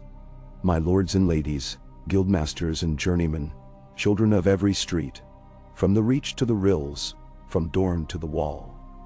We have faced fire and famine, war and whispers. We have bled more than any people should. Yet each dawn we rise, and each dusk we sow. We have learned that no one banner, no one crown can shelter us unless we raise it together. She paused, allowing the hush to deepen. Today I name the first Citizens' Assembly of Westeros, a council of common voice, to stand beside noble lords in shaping our laws. I name also a new fleet, the Phoenix Navy, to defend every coast. I name roads rebuilt, libraries reopened, and granaries guarded, not by swords alone, but by oaths of shared prosperity. A murmur swelled, astonishment, approval, curiosity. She met their eyes, one by one. This is not mercy. This is justice, which costs more than coin, more than blood. It costs vigilance. If we falter, the wounds we've stitched will reopen. But if we stand as one body, no lion or kraken, no shadow of dragonfire, will undo us again. Madam. From the rear of the hall, a voice rang out. An aged washerwoman, wrinkles like wind-carved sandstone. Long live the Queen of Sighs. A second voice answered, Long live the people's queen. The cry rippled, amplified, until the rafters trembled with the thunder of hope turned proclamation. Sansa felt tears prick her eyes, but she blinked them back. Tears could come later, in private. For now she answered the roar not with flourish or bow, but with a single promise. Long live the realm. Later that night, when torches dimmed and halls hushed, she slipped into the courtyard alone. Moonlight sheened the heart tree's young leaves silver. She knelt at its roots, brushed fingers through the damp soil.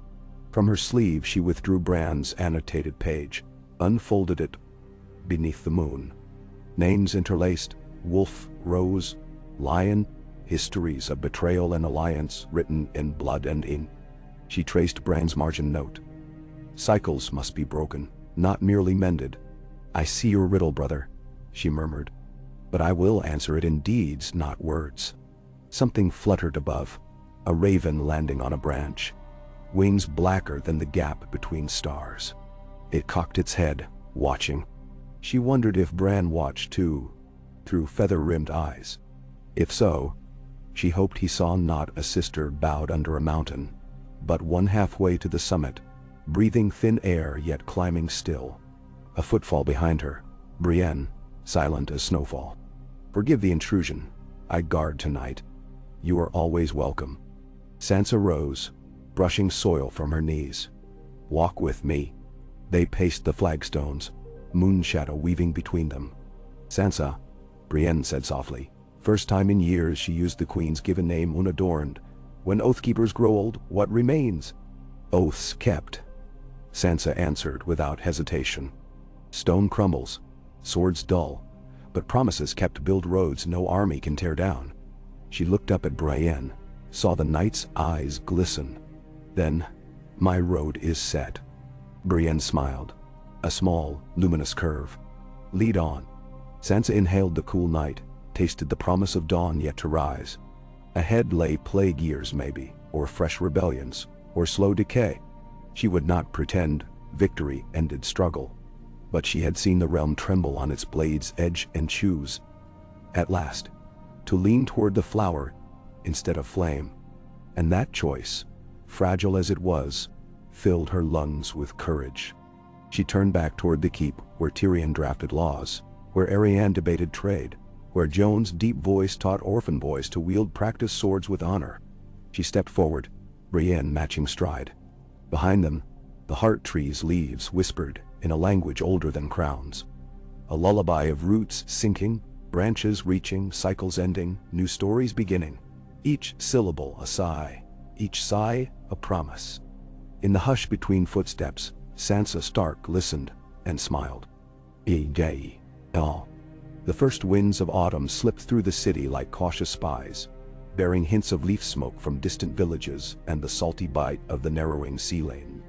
By then, the citizens' assembly had convened twice, each gathering packing the half-restored dragon pit with a jumble of chairs and benches, capes of a dozen guild colors, and the hum of voices, still astonished to hear themselves echo under such vaults.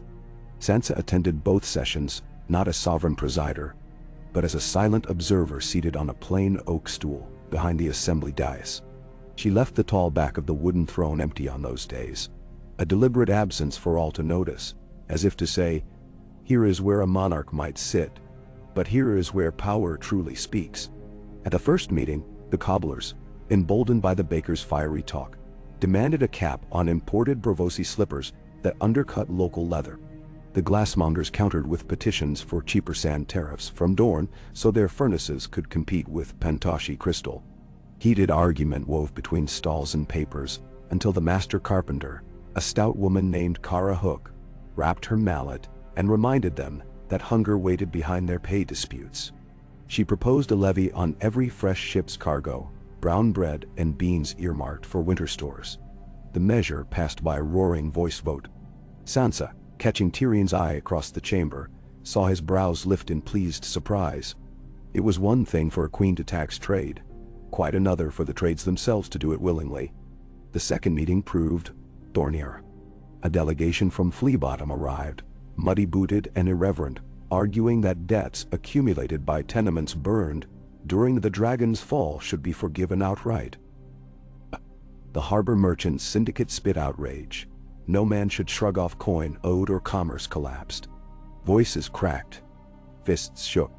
One of the dockside fishmongers launched a gutted cod across the aisle. It slapped the Merling Prince's envoy full in his perfumed chest and left a streak of silver-pink slime down embroidered silk. For a moment, the dragon pit verged on riot.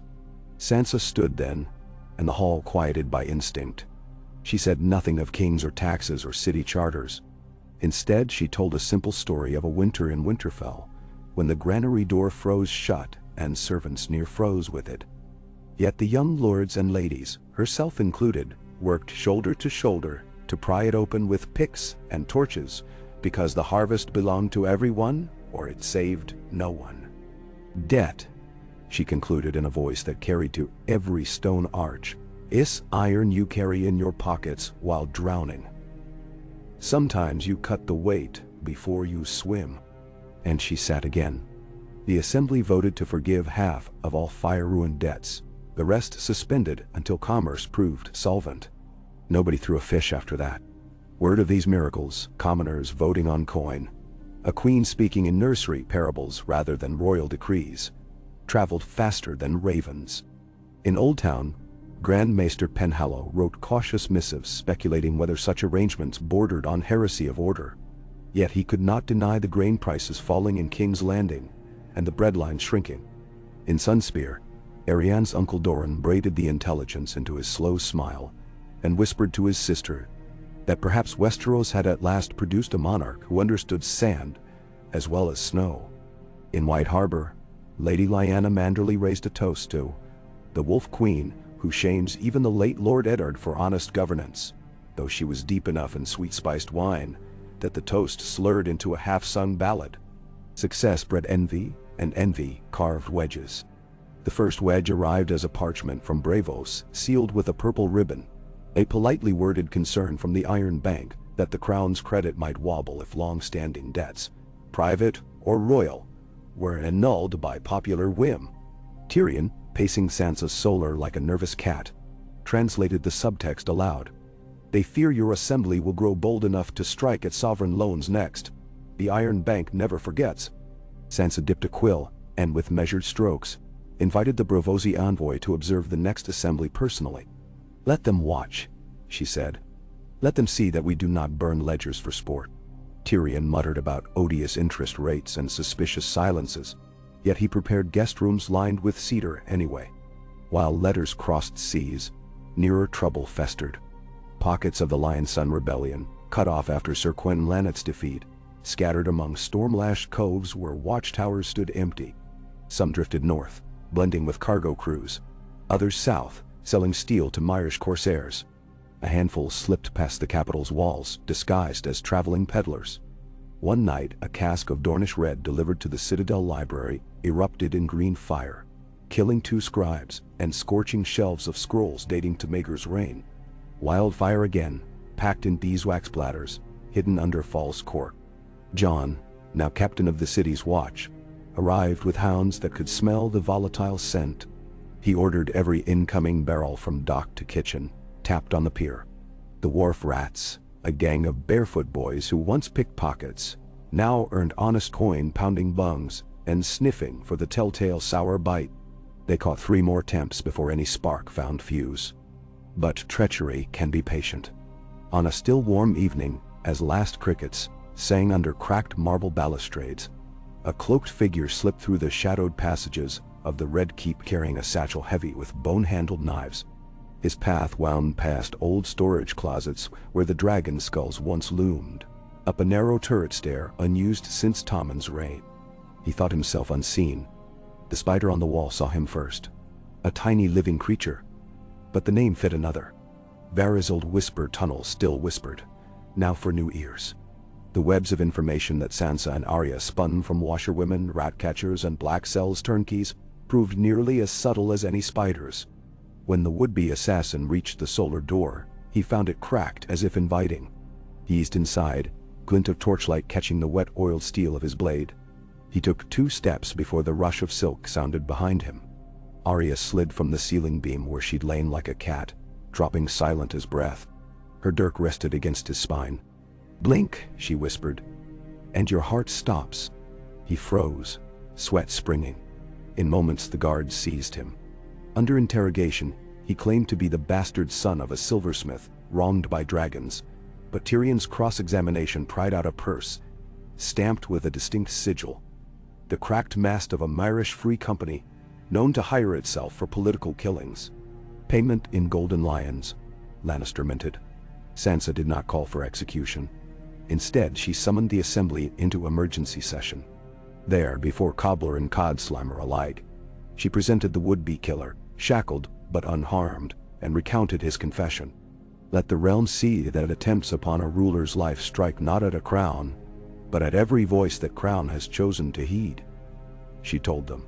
Then she commuted the man's fate to 20 years penance clearing plague pits beyond the city walls, unless he wished trial by combat, in which case Arya volunteered to stand as champion. The assassin accepted the pits. Arya bared her teeth in a wolfish grin and vanished in the crowd, already bored. The next morning dawned brittle and gold-rimmed, and the fleet rights at the shipwright steps hammered the final rivet into the first vessel of the Phoenix Navy, a lean caravel christened Dawnwolf. Sansa made no grand speech. She poured a libation of pale ale across the prow and whispered, "Carry trade, not war, but be ready for both." The dockworkers cheered. The Dawnwolf unfurled sails, dyed a soft gray with a single white direwolf across their breadth. Not snarling, merely running, tongue lolling like it tasted the sea wind. Elsewhere in the realm, the ripples of her rule spread. At River Run, Lady Brienne oversaw the trial of poachers who had slaughtered 5 deer on peasant land. Instead of hanging, she sent them to fell deadwood in the King's Road forests to supply the capital's kilns. At Highgarden's ruin, shoots of rose twined among cracked towers, where gardeners under the stewardship of Lady Rawhan Weber planted barley between the broken flagstones. Arguing plants cared little for dead lords' ghosts. Even north of the wall, Tormund Giantsbane, still wide of grin though beard now shot gray, accepted Jon's invitation to send trade caravans south. Wildlings arrived with furs, obsidian daggers, and casks of pine pitch. They returned carrying axes forged of castle steel, bags of salt, and stories of a queen whose assembly let them barter openly in the shadow of a red keep once barred to all but kings. With each passing fortnight, Sansa felt the realm binding itself like bone knitting after fracture. Yet bone half-mended can break anew under fresh strain, and Winter's spear was never far from its scabbard. Forward scouts reported that the ragged remnants of the Golden Company, leaderless after Cersei's downfall but far from destroyed, had been sighted near the ruins of Stony Set. They marched not under the elephant banner anymore, but beneath a crude painting of a crowned skull. The coin funding them was uncertain. Some whispered the Iron Bank, others a Targaryen loyal ragtag full of delusion. Regardless, 500 hardened Sellswords were nothing to dismiss. Sansa convened a war council that included not only generals but also assembly delegates. At the long table, a tanner from Flea Bottom sat beside Lord Jon Royce, a parchment-inked scribe beside Lady Ariantide. Tyrion opened by sketching the Sellswords' rumored route on a salt-stained chart. If they mean to strike here, he jabbed a finger near Rosby, they take the old Trident Road. Our cavalry could cut them off at Wendwater Crossing. The tanner leaned forward, brow furrowed. But that leaves the king's granaries at Sow's Horn unguarded, and my cousins cart wheat there each moon. Sellswords like easy plunder more than battle. Nyandimdo. Lord Royce humphed, adjusting his ebon and silver collar. True soldiers hold ground, not run at barns. The scribe offered. Soldiers paid in promise not coin may run wherever coin lies unguarded. Sansa listened, eyes half-lidded, allowing argument to spool into strategy. Finally, she set her palm flat on the map. We divide. Light horse to shadow the golden stragglers, infantry to fortify Sow's Horn. Should the Sellswords veer, horns will summon the riders by River Road. If they press on, they find only empty barns and our cavalry at their backs. Then, the compromise satisfied all but the tanner, who worried his cousins might still be robbed. Sansa promised a royal writ reimbursing any stolen grain. He blinked, astonished that parchment could weigh against swords, and signed his approval. Jon led the light horse. At dawn he and Ghost, ever silent, now snow-pale against frosted grass, rode out under a tattered gray-white banner. As Sansa watched him vanish into mists, her chest ached with old fear newly cloaked. She busied herself in the assembly archives, where racks of vellum stored each measure passed under her reign. The sight steadied her, evidence that words could marshal armies of their own. Night fell. She dined sparingly on leek soup, then returned to the solar to draft a letter to Bran. She told her quiet brother of every triumph, every scar reopened. She asked him if the snow wept yet in Winterfell, and whether the heart tree there whispered of its southern sapling. She sealed the parchment with white wax and a bit of northern pine resin for scent, as she always did. She climbed the rookery stairs herself and tied the scroll to the leg of a mottled raven. Before releasing it, she touched its beak. "Fly straight," she murmured. The bird croaked once, almost answering, and plunged into the star-clotted dark. In the early hours, a horn blared from the eastern wall. She was already half-armored when a page arrived breathless. "Riders from Jon Snow, your grace. They carry wounded." She ran, not walked, through halls lit blood-red by torches until she reached the yard where horses steamed and men groaned. Jon dismounted stiffly.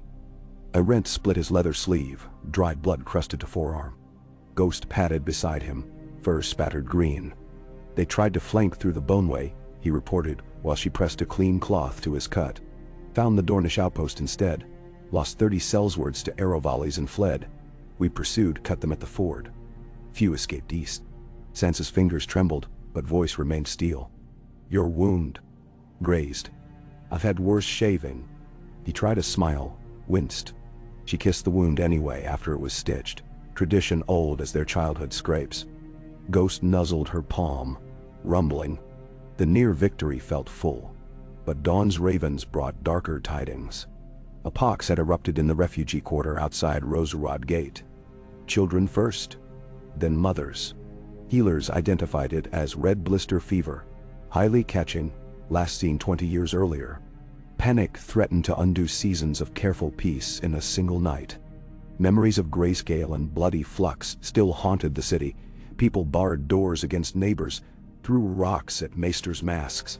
Sansa acted instantly. She ordered the quarter ringed not by swords but by tents of healers, each supplied with fresh linens and the new wildfire-powered boilers to sterilize water.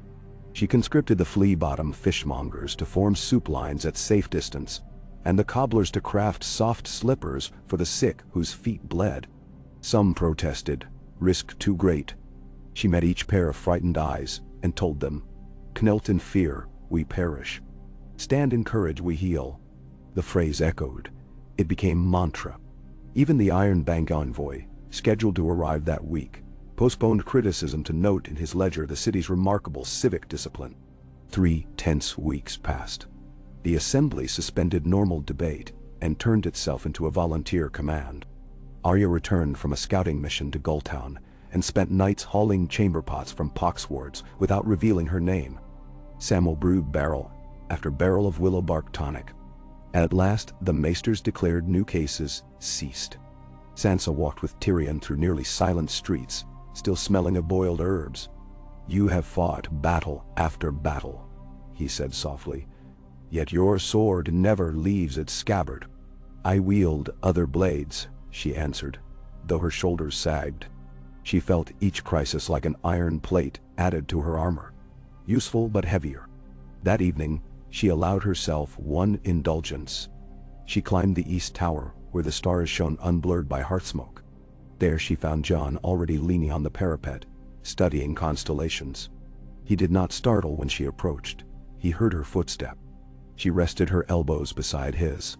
Below, lanterns glimmered across the city like embers in a giant brazier. He spoke first. "All my life I wanted to protect the realm from winter's death. Turns out winter wears many faces. And always returns," she said. "But so do we." He brushed his fingers over hers, tentative. "When the pox was worst, I feared the people might turn on you. Instead, they turned to you. That is no small magic." She smiled, fatigued, soft, sweet. "I had help." She laced her fingers with his, their hands a single knot upon cold stone. "I dream sometimes of a life where we live quiet in Winterfell, no crowns between us." "I dream of that too," he admitted. "But I wake and remember the realm needs you here." "Use," she corrected. She kissed his knuckles, feeling old calluses. He pulled her to him, careful of bruises, and for one long breath, no queen or commander stood on that parapet. Only 2 ghosts of snowfields finding warmth in hard-won peace. Autumn deepened. Trees along the Blackwater lit up with flame-colored leaves before shedding into swirling dervishes across rebuilt bridges. The Dawn Wolf returned from its maiden voyage to Dorne, with holds full of citrus and copper ore and songs of calm passage. Pirates kept wide berth, wary of northern penance. The Braavosi envoy, after witnessing the assembly vote to pay half the crown's outstanding interest a full moon early, concluded his report to the Iron Bank with grudging admiration. Credit lines extended, threat of default receded. At the year's first, Frost the Citizens' Assembly proposed its boldest act yet. The Wardens of the Commons, a rotating order of citizens, empowered to inspect noble and royal expenditures for honesty. Gasps rippled through the Royal Council. Edmure Tully choked on his wine. Jan Royce muttered about up-jumped bakers. But Arianne laughed delighted, saying it would shame Dorne's princes into similar virtue. Tyrion, eyes sly, remarked it would at least keep him sober for fear of expense-rolled casks of Arbor gold. Sansa listened, then approved. A kingdom lives longest when light touches every chamber, she declared. The decree passed. Records of royal spending were posted in public squares each quarter. Whispers of scandal fizzled for lack of hiding places. Not all accepted the dawn. Deep Den, stronghold of Lannister holdouts, closed its gates to royal riders. Reports emerged of secret forges crafting spearheads etched with the crowned skull. Sansa dispatched Brienne with envoys to parley. She returned with compromise. Deep Den would surrender insurgents and receive leniency if its young lord, barely 15, swore fealty in person before the assembly, acknowledging that nobility and commons stood equal in law. The boy arrived shaking but resolute, bent knee, and forfeited 3 gold mines as reparations. In exchange, Sansa left him title and lands. Some lords grumbled mercy too soft. She answered them privately, mercy plants seeds, seeds outlive swords. The wooden throne acquired new carvings, little motifs whittled by visiting craftsmen while waiting in the petition line. A Mirish glassblower etched starbursts along the armrests. A summer islander inlaid slivers of ebony forming waves at the base. Each gift accepted. Sansa sent equal value in coin to the Donors' Guild, lest gifts become bribes. The throne grew ever more ornate, yet remained smooth enough a child might climb without cutting a knee. One crisp moonless night, Arya carried news to Sansa's Solar. I heard a Shadowbinder from Ashai seeks audience tomorrow. Claims to dream of you. Sansa looked up from parchment where she drafted a new law codifying inheritance rights for bastards acknowledged by fathers. She exhaled. Dreams can be daggers. I will see her at dawn in the old Sept crypt where candles burn low. Fewer eyes. Arya offered to linger unseen. Sansa nodded assent. The Shadowbinder arrived veiled in violet gauze. Skin pale as new wax dyed. Her eyes shimmered black like wells with no bottom. She bowed, joints creaking. Your realm quickens beneath your pulse, she whispered. But every living thing casts a shadow. Yours lengthens. Sansa kept her voice level. All rulers face darkness. What form does mine take? 3 forms, intoned the stranger, lifting bone fingers. A lion reborn, a dragon unborn, and the winter child forgotten. Sansa's blood chilled at the last. Bran? No, he was not forgotten. She forced calm. Prophecy is wind. Point me to the tree it shakes. The Shadowbinder withdrew a silver coin stamped with a crowned skull, identical to the Sellsword banners. This buys fear across seas. Melt it, and fear flows elsewhere. Ignore it, and it will buy armies. She pressed the coin into Sansa's palm. Beware the lion who wears mourning garb. Arya emerged from the column gloom after the seer departed. I've known many prophets, she said. Most sell lies for bread. Sometimes lies contain veins of truth, Sansa replied, rolling the coin between thumb and forefinger. She wondered if Cersei's surviving kin plotted still, or if lions were merely symbols now wielded by those who craved old power. She slipped the coin into a pouch. It weighed little. Its omen weighed more. Winter's breath crept south sooner than expected. Rime glazed the streets. Fisherfolk cracked ice from nets each dawn. Yet the city survived on cellars thrice filled, and cisterns still clean. On the season's first snow, the assembly reconvened not in the dragon pit, too drafty, but in the throne room warmed by new braziers fed by wildfire boilers, safely tucked in sub-basements. As flakes spun past the roof rupture, the guild mistress Kara Hook rose and proposed a festival of lights. Lanterns in every window for 7 nights, with free oil for those too poor. Let winter know we wait unafraid, she said. The vote unanimous. Come dusk, Sansa and Jon climbed the highest rampart. Below, windows flickered alive like an earthbound sky starred with countless tiny suns. Children cheered in streets dusted white. Musicians played reed whistles. Priests of all faiths blessed the night with prayer and cider. On a new wooden stage at Phoenix Garden, the citizens' assembly performed a pantomime of recent history. Dragons, wolves, and cods sparring, then clasping hands. Laughter rang instead of screams. Sansa felt tears sting again, but this time she let them fall. She turned to Jon. "Sometimes I still hear the bells," she confessed. "I hear the wall cracking," he answered. "But we stand between echoes and let them pass through."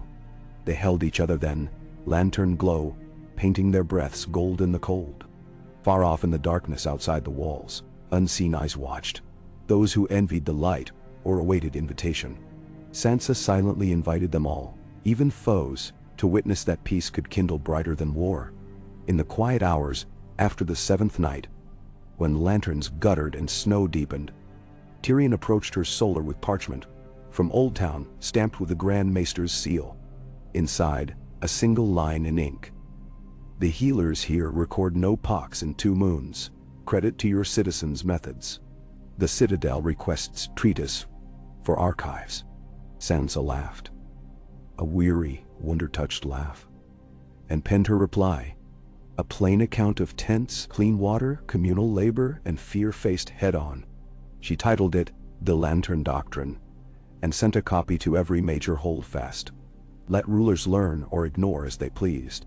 At year's turning, Bran's raven returned.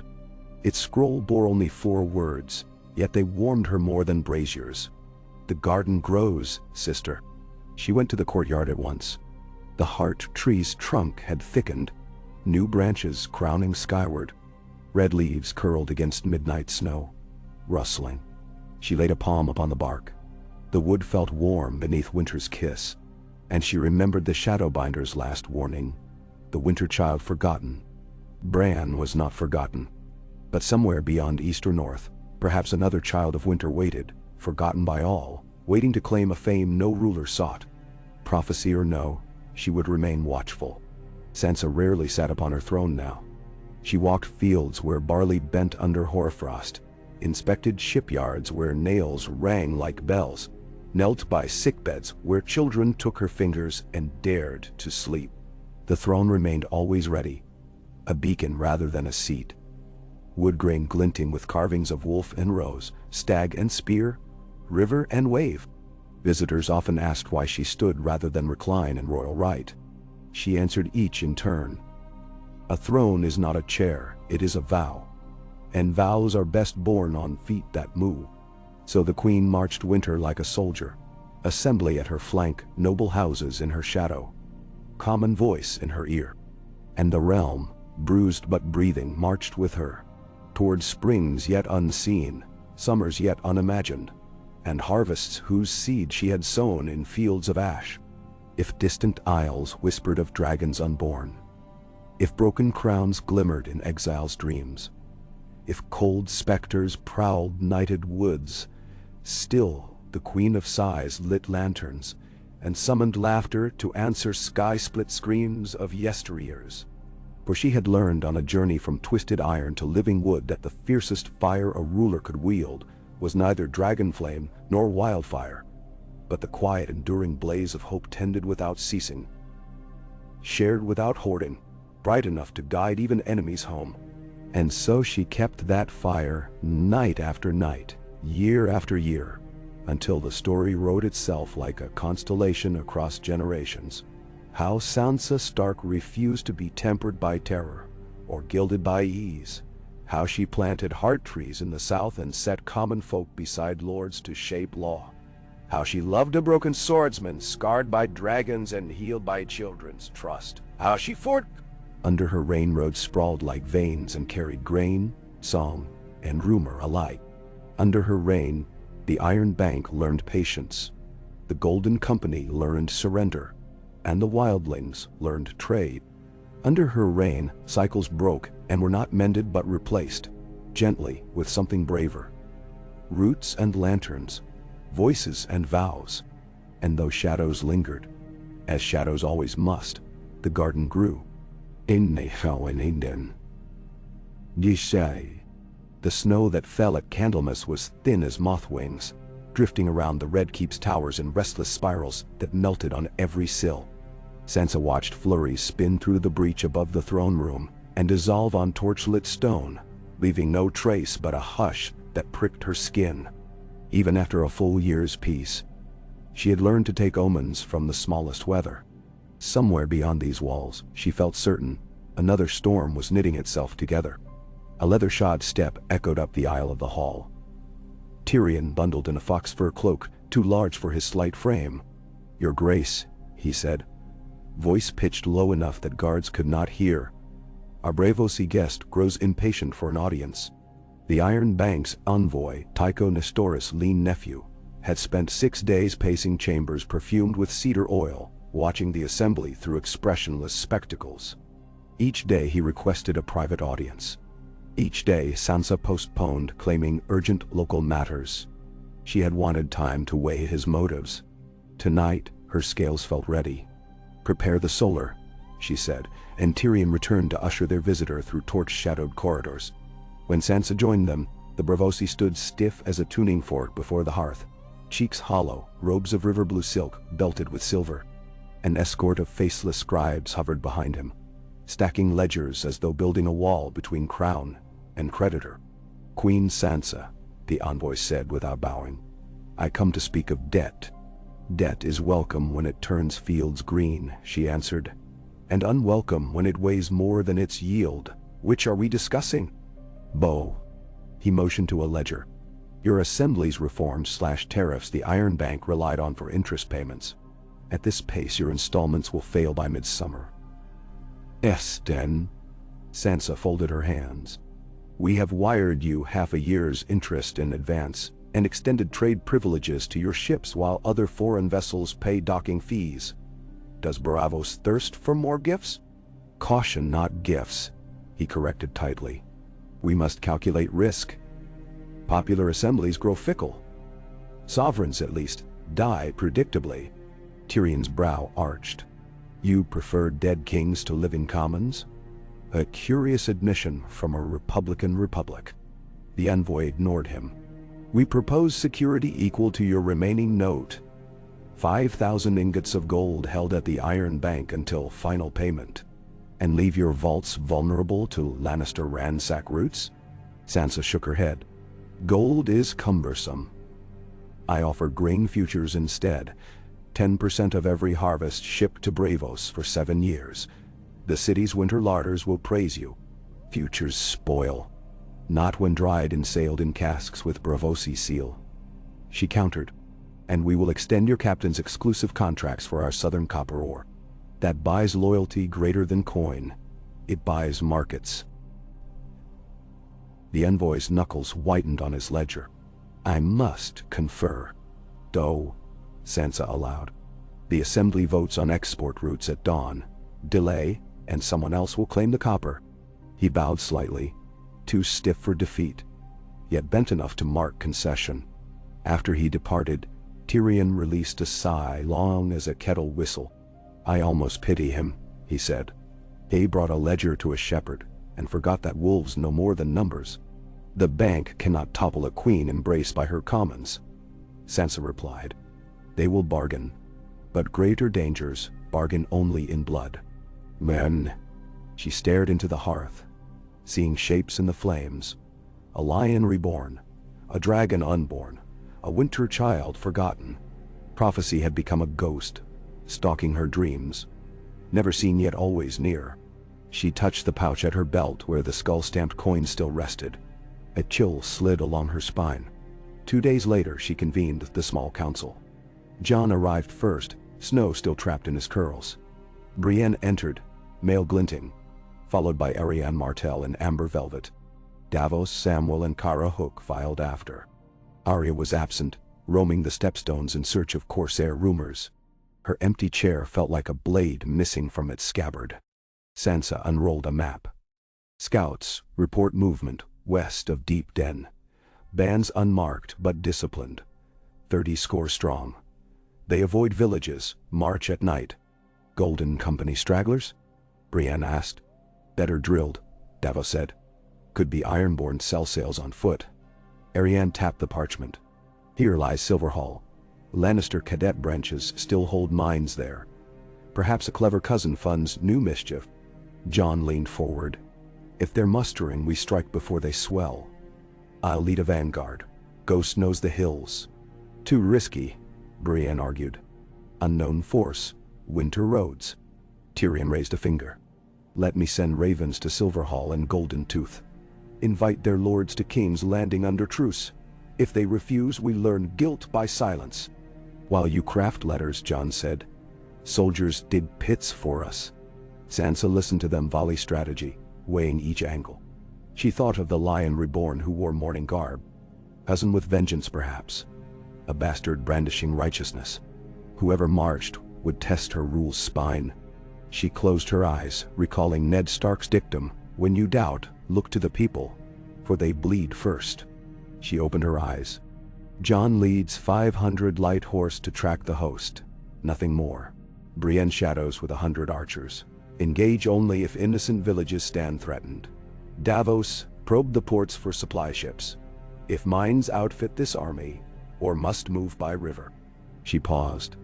And send the ravens, Tyrion. But send a rider too. Letters drown in excuses.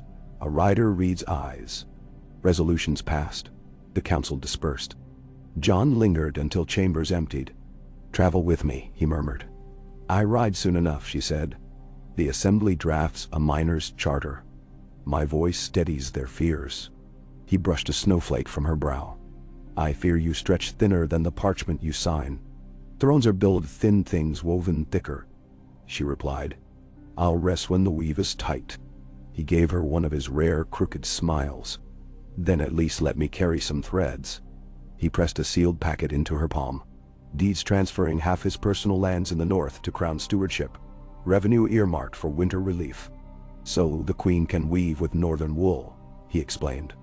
She traced the Stark direwolf pressed in wax, and felt the steadiness of shared burden. She kissed his scarred knuckles, her old talisman, and let him go. Jon's vanguard departed at dawn, hooves crunching brittle snow, the red stroll of torches fading like sparks in fog. 2 silent days passed. Sansa spent them in assembly chambers where the miners' charter sparked fierce debate about wage tables. She spoke sparingly, guiding rather than ruling. By night she walked ramparts with Brienne, watching stars dagger sharp in cold black skies. On the 3rd morning a raven arrived from Arya. A single molted feather tied to a blank scrap. Code they'd invented as girls. Danger near, message soon. Sansa summoned Tyrion to decode possibilities. But before they unraveled the cipher, alarms blared from the harbor. A Braavosi cog, sails shredded, limped through the bay, escorted by 2 of Sansa's galleys. Decks littered with arrow shafts, she listed hard to port. Sansa hurried to the quayside. The captain, face streaked with soot, was the Iron Bank envoy's own courier. He knelt in slush. Attacked at sea, he gasped. Black sails with golden sunburst lions. They seized our grain shipment, burned the rest. He thrust a black and gold pennon into her hands. They fly by night. They call themselves the Dawn Lions. Tyrion hissed. Lannet's legacy spreads. Sansa gripped the pennon, stiff with salt-dried blood. Where? Off Massey's hook. They vanished toward the Windwater. Sansa's chest tightened. Jon rode somewhere near that river. She met Davos' eyes. Rouse the Phoenix Navy. Dawnwolf leads. I will sail with you. Tyrion caught her arm. You swore not to leave until charter signed. Paper can wait. Lives do not. You cannot fight on two fronts. His voice trembled. She drew the black and gold banner through slush, letting water darken its bright threads. Prophecy names a lion reborn. If this be it, I meet it now, not after it fattens on fear. Dabney. Tyrion bowed in resignation. Then take the envoy's courier ship as flagship. Let the Iron Bank taste battle under your banner. They'll value your coin more. Davos gathered his captains. Brienne readied archers, Samwell arrayed healers. Within half a day 7 ships slipped down the Blackwater under wolf sails and Braavosi blue. Guy.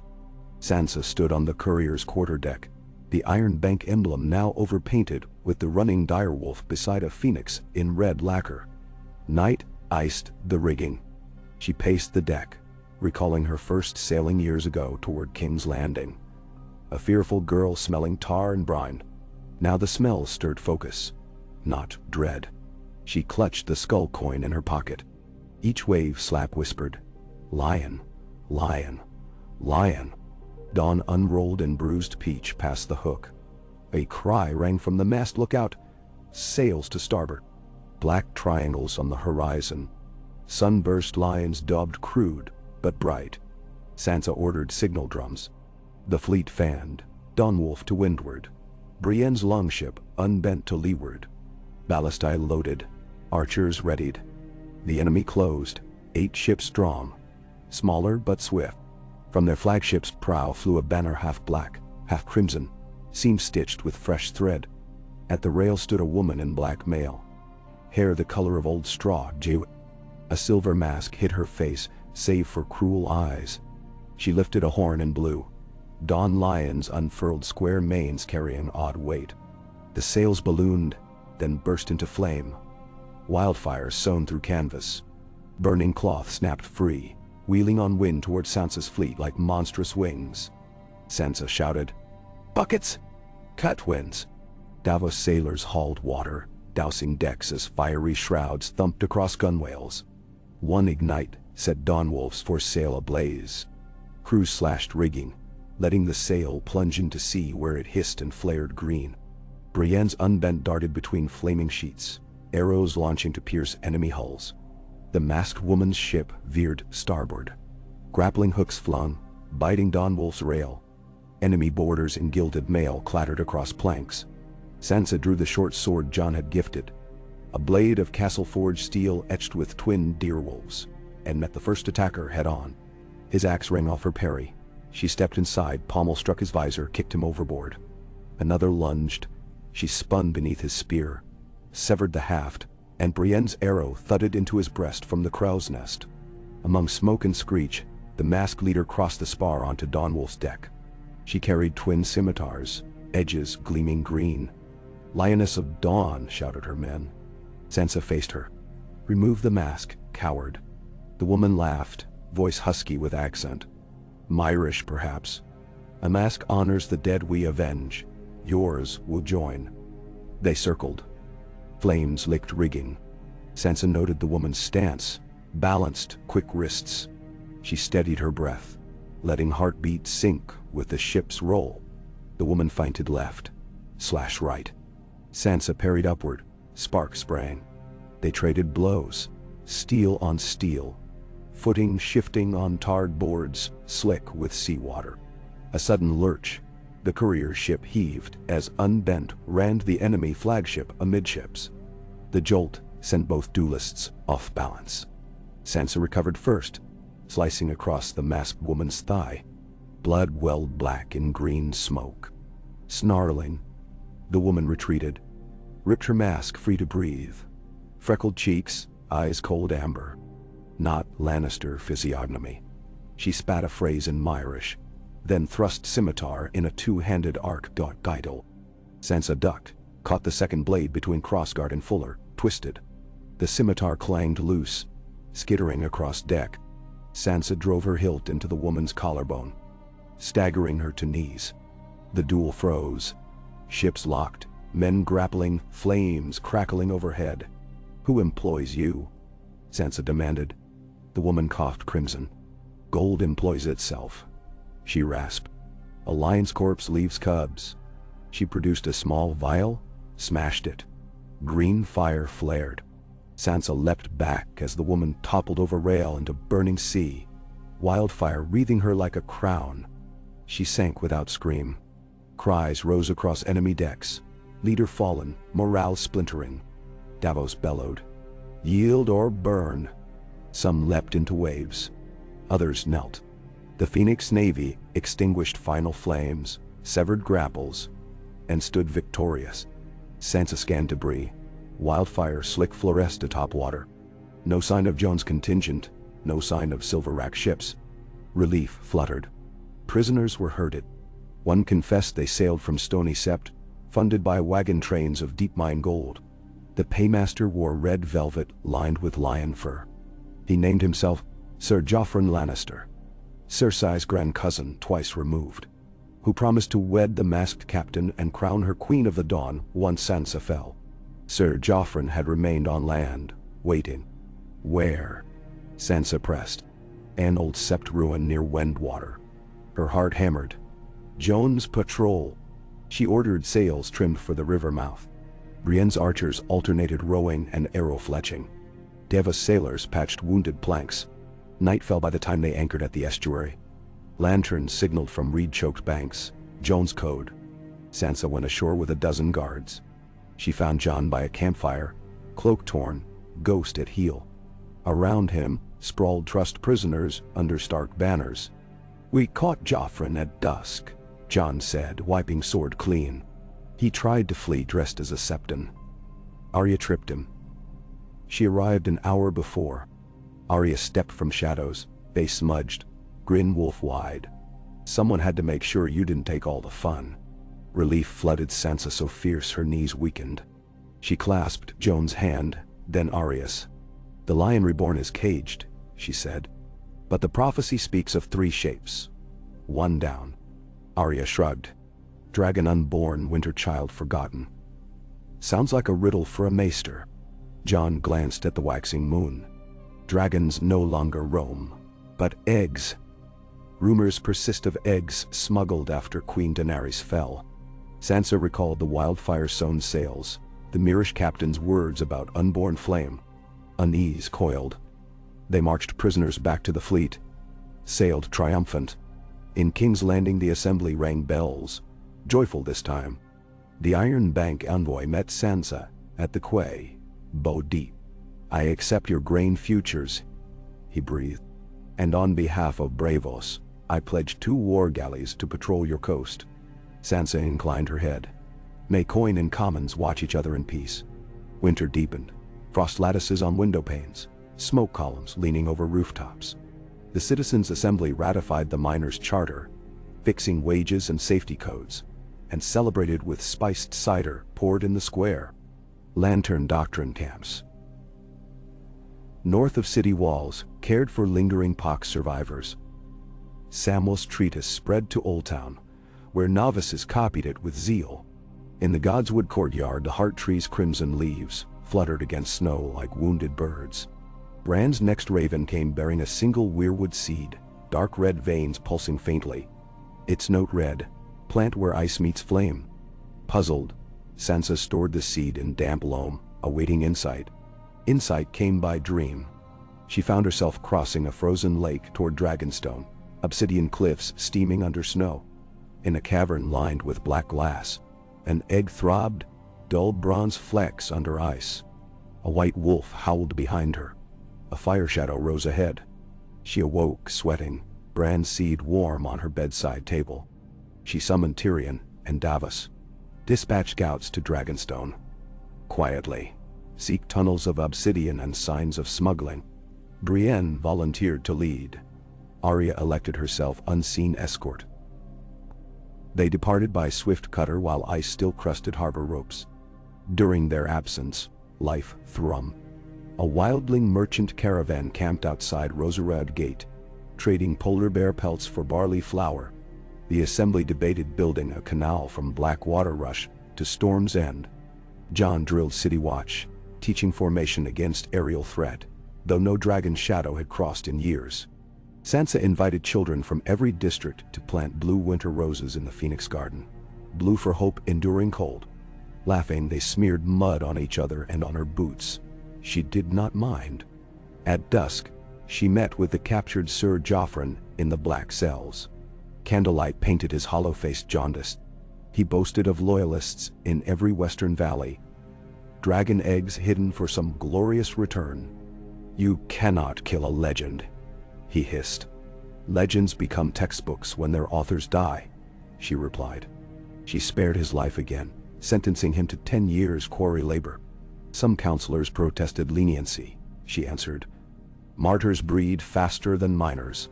Snow fell heavier. Ravens from Dragonstone arrived. Brienne's hand, terse, found egg. Sansa's throat tightened.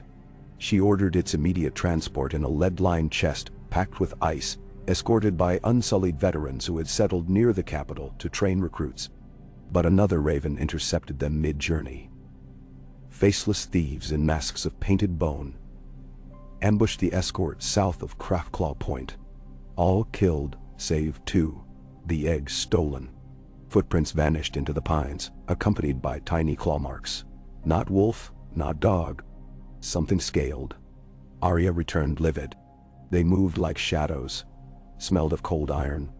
Brienne bore a slash along her gauntlet but had held the chest until smoke canisters blinded them. "The attackers chanted Valyrian," she said, "and something older." Jon closed his eyes. "Dragon, unborn." Tyrion exhaled. "We crushed lion cubs too late to stop this. Now we face fire, not stone." Sansa paced the council chamber. Where can they hatch a dragon unseen? Samwell rifled scrolls. A dragon egg demands fierce heat. Dragonmont, 14 fires. Valyria perhaps, but fatal to sail. Or a forge fueled by wildfire. Wildfire caches still missing after the sweeps. Sansa recalled tunnels beneath the city. Her heart thudded. Search every abandoned vault. Arya, take Silent Sisters catacombs. Davos, flood the sewers with net teams. She turned to Kara Hook. Glassblowers feel heat flows. Question them about sudden new furnaces. London, days blurred with search. Ghost roam tunnels sniffing sulfur. Children in Lantern Corps reported green glows in old cisterns. Tyrion interrogated pyromancers, bribed and threatened by turns. A map formed, veins of warm air beneath Flea Bottom, leading to a long-sealed bunker once built for Mad King Aerys. They struck at dawn. Jon led watchmen with axes. Arya slipped through grates. Brienne hammered gates. Deep below the city, a vault door etched with dancing dragons yielded. Inside, a ring of wildfire pots roaring beneath an iron cradle. Chains rattling as figures in bone masks hauled bellows. In the cradle, a bronze-green egg cracked. Fissures pulsing orange. A masked priestess chanted High Valyrian. Firelight shimmered on sweat and fear. The intruders froze at sword point, but the priestess raised a rod of dragon glass, smashing a pot. Wildfire whooshed, green pillars licking vaulted ceiling. Heat blasted, cracking the egg wider. A reptilian screech pierced. Jon surged forward, hacked the rod aside. Arya's dagger flashed, cutting the priestess's throat. Brienne overturned bellows, smothering flames with sand. Davos and lantern lads rolled water slush barrels in, quenching smolder. Silence fell. The egg lay split, but empty. Inside, no hatchling, only shriveled yolk. "A trick?" Samwell inspected. "Dead," he whispered. Heat began too soon. The babe scalded. Sansa arrived moments later, chest ringing. She gazed at the ruined egg, smelled burned alchemy. Dragon unborn, prophecy thwarted. Arya wiped dagger clean on priestess robes. 2 shapes, broken. Jon met Sansa's eyes. One remains, the Winter Child. Winter Child forgotten. If lion and dragon were fleshly threats, perhaps Winter Child was not a person, but a failing. She thought of pox wards, of hungry hamlets still fragile. Winter Child is neglect. She murmured, "If we forget those at edges, cold breeds monsters." Spring crept early that year. The North's gift for Southerners' diligence, some joked. Crocus spears parted snow. Fruit barges arrived weeks ahead from Arbor. The Citizens' Assembly enacted the lantern tax, funneling coin to rural roads and remote clinics. Queen's messengers rode monthly to every hamlet, carrying petitions and free seed grain. Still, on the first full moon thaw, a shepherd stumbled into King's Landing, delirious raving of ice whites stalking Maidenpool woods. Sansa dispatched scouts. They returned with only tales of wolves. Yet the shepherd's body bore frostbite despite mild nights. Sansa sent for Bran's counsel. A raven came. South of the Trident, a spirit roams seeking stories forgotten. Tell them tales, they fade. She puzzled his riddle until Samwell offered lore. Children of the forest believe memories unspoken fed whites of sorrow. Perhaps fear thrives where histories are silenced, he said. So Sansa decreed the Festival of Remembrance.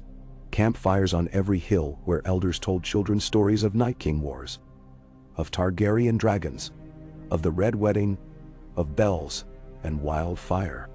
Memory sung aloud. She rode to Maidenpool herself, shared bread with shepherds, and recounted how a girl once wove cloaks while dreaming of lemon cakes, survived kings and cruelty, and planted a heart tree in scorched stone. Children listened wide-eyed. Elders wept. That night no frost touched the fields. The winter child, it seemed, was memory buried in silence, and when exhumed, it lost its teeth. Prophecy fulfilled, by breaking every piece before it pierced fully. Lion reborn, dragon unborn, winter child forgotten. All addressed. Yet prophecy's corpse could still stink if left unburied. Sansa commanded the assembly to create a hall of histories. Scrolls open to any reader, scribes wandering villages recording songs. Write what hurts, she told them, for pain neglected resurrects in masks. Years scrolled on parchment leaves. The heart tree thickened, doves nesting in hollow knotholes. The Phoenix Navy mapped trade routes to Nath and Karth. Brienne trained a generation of wardens instructing that justice carried broom and sword alike. Arya sailed west beyond Sunset Sea, chasing a rumor of lands where dreams walked in daylight. Tyrion aged like hard cheese, sharper, crumblier. He penned commentaries on citizen rule, debating in taverns hooded so patrons never realized a hand poured their ale. Davos retired to Driftmark, but returned each equinox to lecture novices on tide cunning. Samwell became Grand Maester after Penhallow's passing, first of his order to wear a chain link of glass for public health. Jonnon and Sansa wed in the Godswood courtyard, under blooming blue roses, the assembly thronging as witnesses alongside lords. Ghost trotted beside Nymeria. Arya's direwolf returned from distant ranges. Their vows were spoken softly. Cheers thundered regardless. They ruled together, he as protector of the Watch and Commons, she as queen of the Weald and Water. Children followed, a daughter with red hair named Eden, a son with eyes gray as dawn named Torhin, another daughter swift as wind named Lyanna. They grew among blacksmiths, sparks, and scribes' ink, taught by tutors of high birth and hedge alike. Decades later, when the wooden throne's carvings faded from countless hands caressing them in petition, Eden Stark sat as envoy before an assembly dominated by voices none would have imagined in her grandparents' time. Orphans grown into healers, once wildlings, now artisans, Bravosi bankers, swearing in Westerosi tongue. She referenced the Lantern Doctrine as she proposed a new network of hospitals, ringing every holdfast, each funded by grain tithe rather than coin. The assembly passed it without dissent. Somewhere beyond, in frozen forests north of Hardhome, auroras flickered violet and gold, as if marking a covenant between sky and flame. In ruined Valyria, vines crept across melted towers that would never birth dragons again. In Braavos, the Iron Bank displayed a commemorative plaque, honoring the grain contracts that had rescued the city during a famine decades earlier. Gift of Queen Sansa the Just and the citizen throne of King's Landing. Sansa herself lived long, her hair silvering to moonlit cream, her hands gnarled from sword callus and quill. On Midsummer Eve of her 72nd year, she walked alone to the Heart Tree. Lanterns lit a corridor of memories. Cobbler stalls, Phoenix Garden, under maize tassels, banners of united houses rippling in dusk. She laid her palm on bark warm as flesh. The tree's leaves whispered, "Wind," or something older. She spoke softly. "We told the stories. We kept the fire." She felt Bran's answer in the rustling. "And so winter passes." She smiled, closed her eyes, and let lantern light paint her eyelids. A heartbeat stretched. A sigh. And she was gone as gently as snow melt, leaving only the hush of foliage and the steady glow of torches kept by hands she had taught to carry them. Her body lay in state not beneath the throne but in the assembly hall, among benches where cobblers and bakers had once flung fish and words. Citizens filed past pennants of every guild and hold, each laying tokens: a bread crust, an iron nail, a sprig of winter rose. Jon sat vigil beside her, ghost's muzzle on his boot, tears glittering in battle-scar grooves.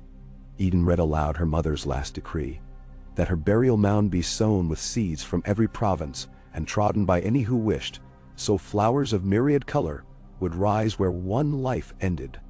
They buried her at Phoenix Garden beneath the heart tree's canopy. Spring followed her passing, blossoms spilling like snow. Lanterns remained lit an extra week in every window. Songs wrote themselves in alleys and high courts. Ballads of Queen of Sighs, Mother of Lanterns, Wolf of the People. Bards told how she broke prophecy by breaking cycles, turned weapons to words, kindled hope enough to outshine dragonflame. And in quiet hours, when wind hissed through leaves, children swore they heard the tree whisper new tales. Of wolves who ran with lions without fear, of dragons that never hatched yet, taught caution, of winter children befriended by fireside stories. When they asked maesters if trees could speak, the old scholars smiled and said no. But the children listened anyway, because a realm built on voices understood that worthiest truths often bloom where knowledge nods yet pretends to sleep. Years spiraled onward, as years do. Thrones weathered, banners rotted, but the lanterns remained, refilled by each generation, relit in plague and storm, symbols older than any crown's tin. And at Dragonmont, vines finally claimed the last scorched eggshell, its fragments feeding soil where a grove of cherry trees sprang. Petals drifted on sea wind, pale as moth wings, like the snow that once fell through the broken roof of a hall now whole. So a story ended, only to fold into others. A tale of a girl who would have been a pawn, who became a queen, who taught a continent to sigh not in despair, but in resolve. Northern snow still came, but hearts met them with lantern light. Wildfire still flickered in deep tunnels, but knowledge kept it caged, and shadows still prowled, yet found themselves named aloud, and thus defanged. For the garden grew, and grew, and grew, roots in memory, branches in promise, seeds in every hand that dared to plant. And the queen who first watered it lived on in each lantern's flame, each story told at festival fires, each child who learned that power sits best not upon a blade-borne throne, but on feet that walk among those power serves. Oh, ah! Frost latticed the window panes of the maester's tower when Eden Stark rose from her vigil. 6 nights she had sat beneath the hard trees, crimson boughs beside her mother's grave mound, memorizing the way the bark gleamed under lamplight, the scent of loam mixed with lantern oil, the hush that settled whenever the wind carried a remembered voice. On the 7th morning, she wrapped herself in a plain wool cloak, gray, unbeaded, stitched by her own hand, and made her way down echoing stairs toward the assembly corridor. Snow squeaked beneath her boots, moonlight filtered through arrow slits and silver shafts that illuminated motes of dust swirling like infinitesimal comets. She carried no retinue. Queen Mother Sansa had never clung to pomp, and Eden intended to honor that ethic. Yet as she approached the Dragon Arch, people stirred from side chambers to follow her, drawn by curiosity and something like reverence. Shop stewards in leather aprons, a wizened baker balancing fresh honey cakes on a tray, the current master of ships whose sleeve bore salt crystals from dawn inspections, and a handful of lantern boys, still smudged with soot from nightly patrol. They formed a quiet procession, falling in line with the instinctive grace of fish schooling around a reef. Inside the assembly hall, benches fanned beneath the octagonal skylight, its panes of bottle green glass glowing faintly in pre-dawn gloom. A scattering of delegates already huddled at trestle tables reviewing petitions. Mines in the Westerlands requesting new drainage pumps. An orphanage in Duskendale appealing for winter coal. Tyroshi traders petitioning for dockside tariffs. Torches flared up as Eden entered, shadows leaping back. Murmurs fell silent. She climbed the low dais where the speaker's chair waited. Unadorned oak, cushionless, carved with concentric rings to symbolize common voice. Before she sat, she turned outward. My mother held this seat empty when she wished to listen. She said, voice firm yet raw from vigil. Today, I fill it only long enough to tell you 3 stories, because stories guard us better than iron. She paused, waited for rustles to still. First, when I was 10, a fever swept the Roserad farms. The queen stood outside a pox tent from dusk till dawn, holding a child too weak to lift his head. By sunrise, the child breathed easier. She slept on straw beside him. No herald recorded that deed. The only witness was the boy's grandmother, and she told me yesterday that the boy, now a miller, sent 2 wagons of flour to the capital upon hearing of the queen's passing. Grain for grief, she called it. That is how kindness multiplies. Nah. Soft murmurs. A delegate dabbed his eyes. Second, 5 years ago, a merchant caravan from the Summer Isles was ambushed near salt pans. The thieves were children orphaned by famine. When the Crown's guard found them, Mother ordered they repay the stolen spice casks by apprenticing in the harbor warehouses. Today those youths helm their own ships, and each lantern festival they deliver free sacks of pepper to soup kitchens. That is how mercy returns. No, no. Nods rippled. Eden raised a hand. Third, 6 months before her death, the queen dreamed of lanterns dimming for lack of oil, and she woke to fund new olive groves from Dorne to the arbor. The saplings are still no taller than my knee, but when they bear, none of us will remember a time oil was scarce. That is how foresight feeds generations. She rested her palms on the chair's backrest. My mother is gone, but seed, mercy, and kindness remain. Let us govern as though we too are seeds, tiny yet explosive with green power. Let each law we craft be a stalk that lifts lanterns higher. Let each quarrel we settle be a root weaving the soil tighter. Mebnimru. She sat. The hall breathed out, an exhalation of resolve rather than grief. Kara Hook, now Speaker Emeritus, lifted her mallet. By custom the assembly hears petitions. Does the crown petition us? Eden rose again, unrolling a parchment. I bring forth the Hearthfire Edict, drafted by the late Queen and witnessed by the Council of Guilds. It establishes a network of wayhouses every 20 miles along the King's Road and Roserad, each with warm beds, free bread, and lantern beacons, to shelter travelers and refugees. Nay. A roar of approval surged before debate even opened. The edict passed with unanimous brandishing of charter ribbons. Eden's heartbeat quickened, not from victory but from the memory of Sansa's voice, guiding her hand as they wrote the edict together by candlelight months before the Queen's final sigh. After adjournment, Eden descended the dais. Delegates pressed tokens into her palms, scrap papers of thanks, wooden carvings, a braid of winter wheat. She accepted each with quiet gratitude, moving steadily toward the side corridor that would carry her to the old maester's library. She needed solitude to study ledgers, to ensure the wayhouse coffers brimmed enough for stone foundations and thatch. But a messenger in sable livery barred her path. Lord Branfield Blackwood's courier, face pale despite coal-black beard. Your Grace, he stammered. Ravens slain in flight, shot with reed arrows north of the neck. My lord fears sabotage. Messies? Eden's pulse drummed. Communications lines rarely failed. Reed arrows suggested marshland snipers, a style known among a few houses of the neck, and more ominously, rumored cults that worshipped the drowned memories of the children. She thanked the courier, sent him to the kitchens for hot broth, then wheeled toward the war council chamber, where her father kept maps. Lantern boys fell in step behind, instinct again. She found John adjusting his wolf fur mantle, Ghost lounging near the hearth. He looked up, worry flickering in gray eyes so like his mother's. She relayed Blackwood's warning.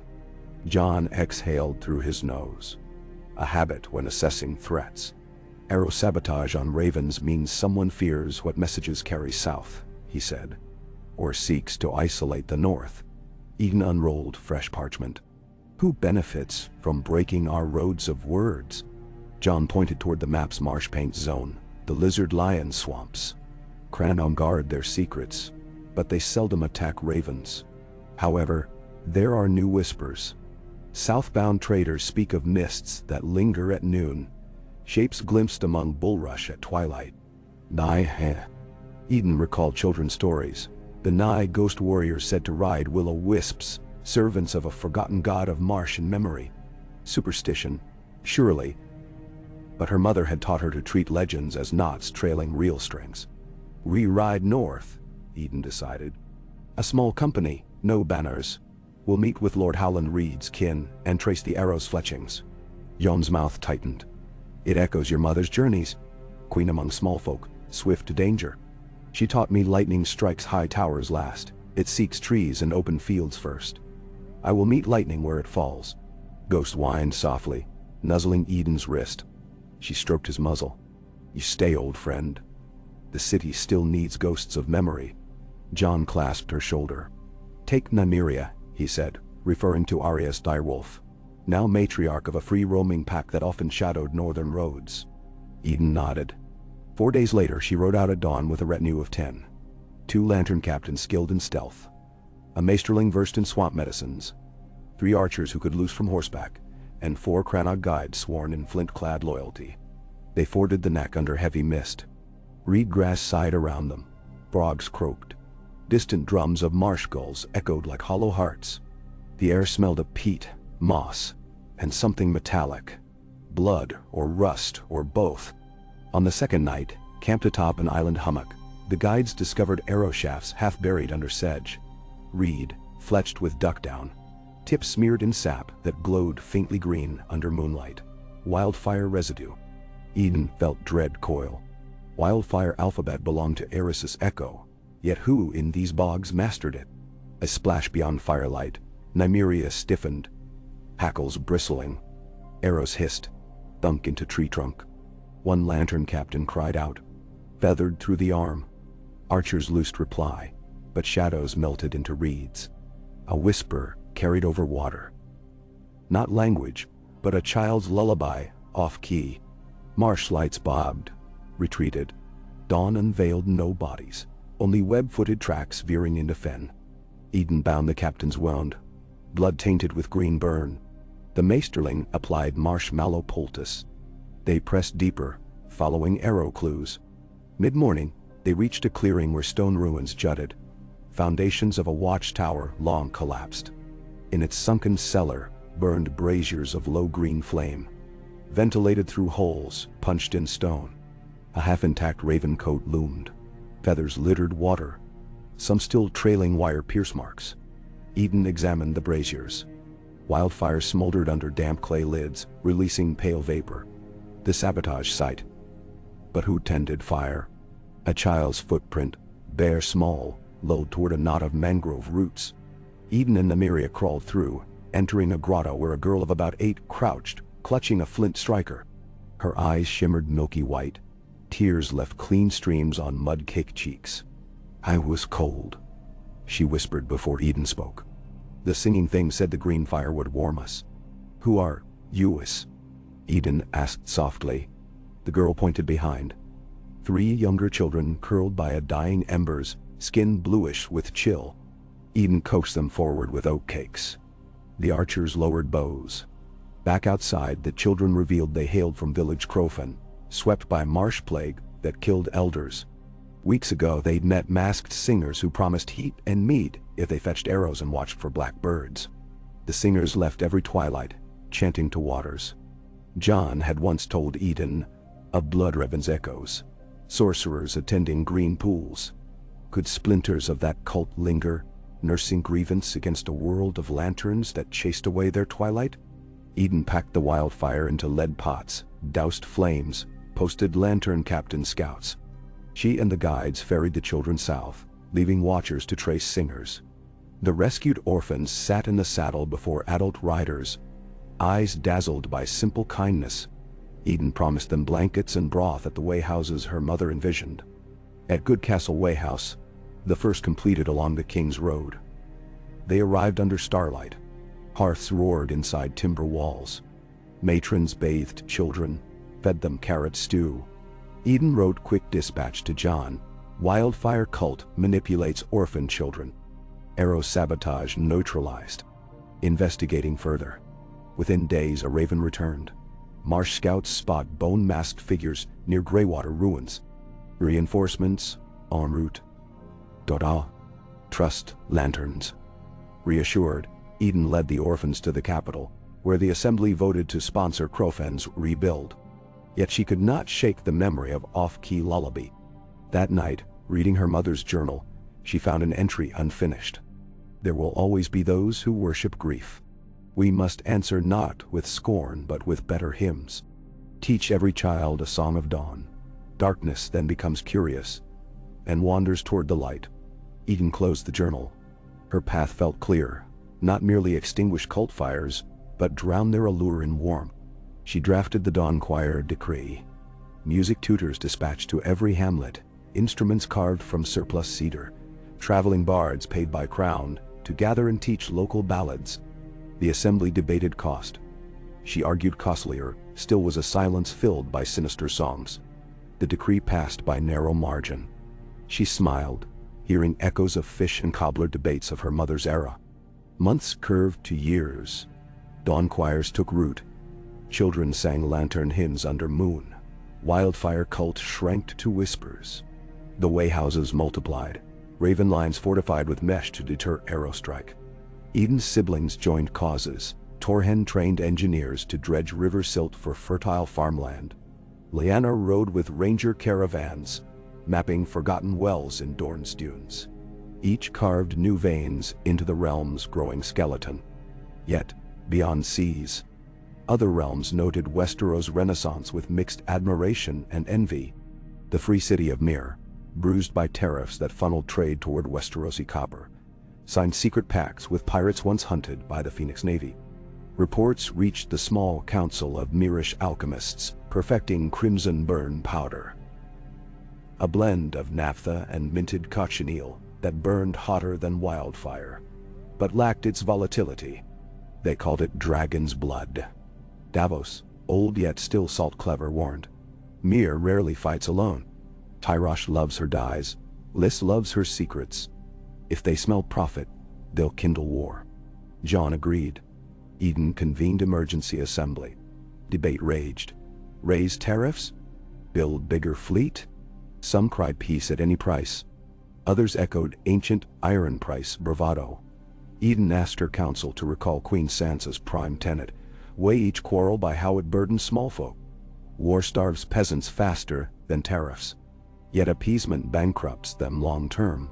She proposed a third path, a maritime commons, a union of minor islands between Dorne and the Stepstones under joint Westerosi protection, offering low-fee harbors to rival Myr's docks.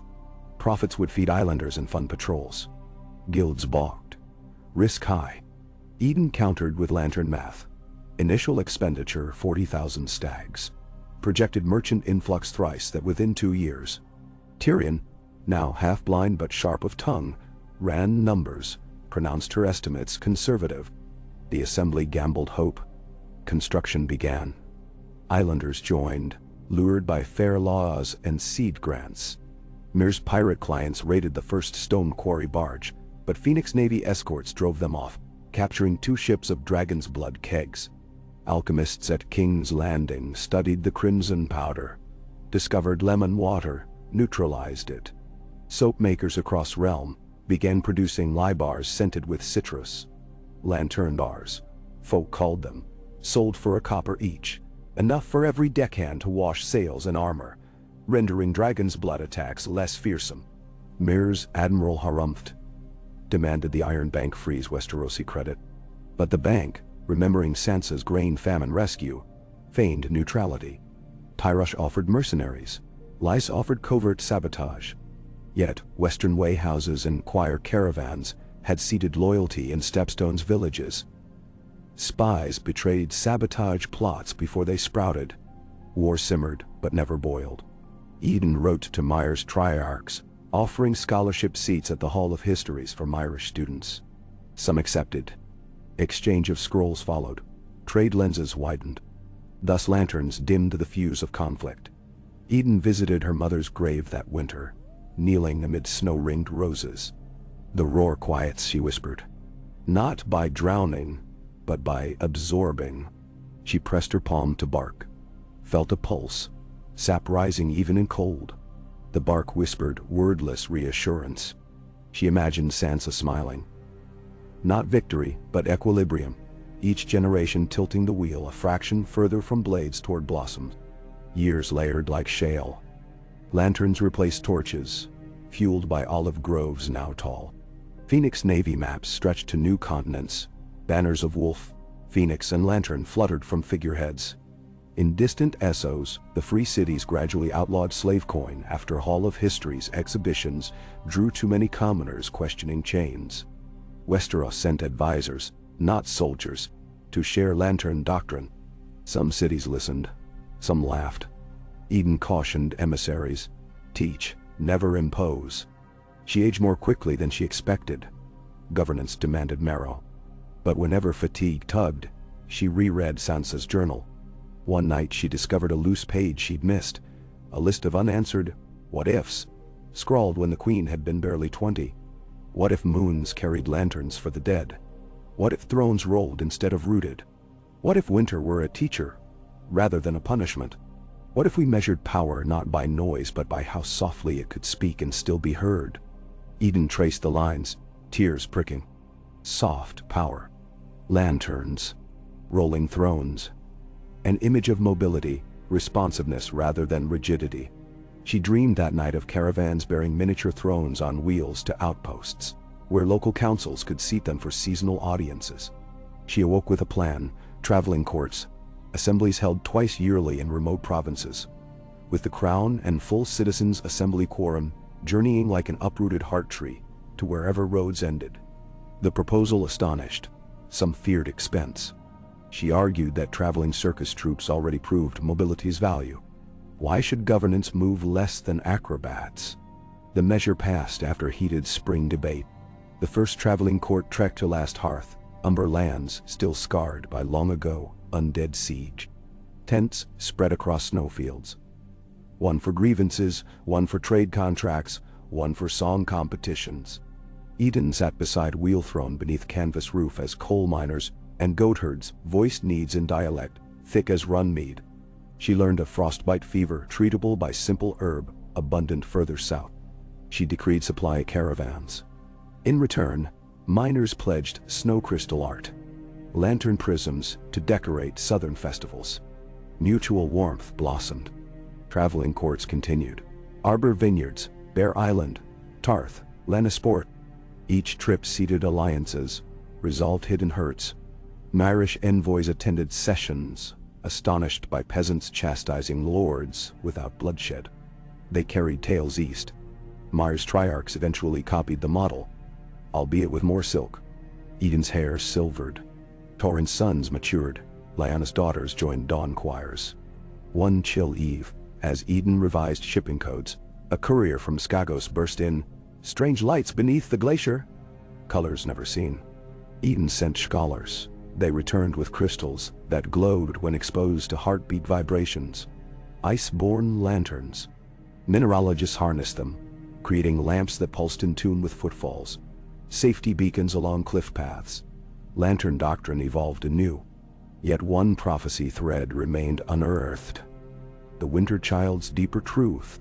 Eden pondered it each hearth season. One dusk, an aged Arya.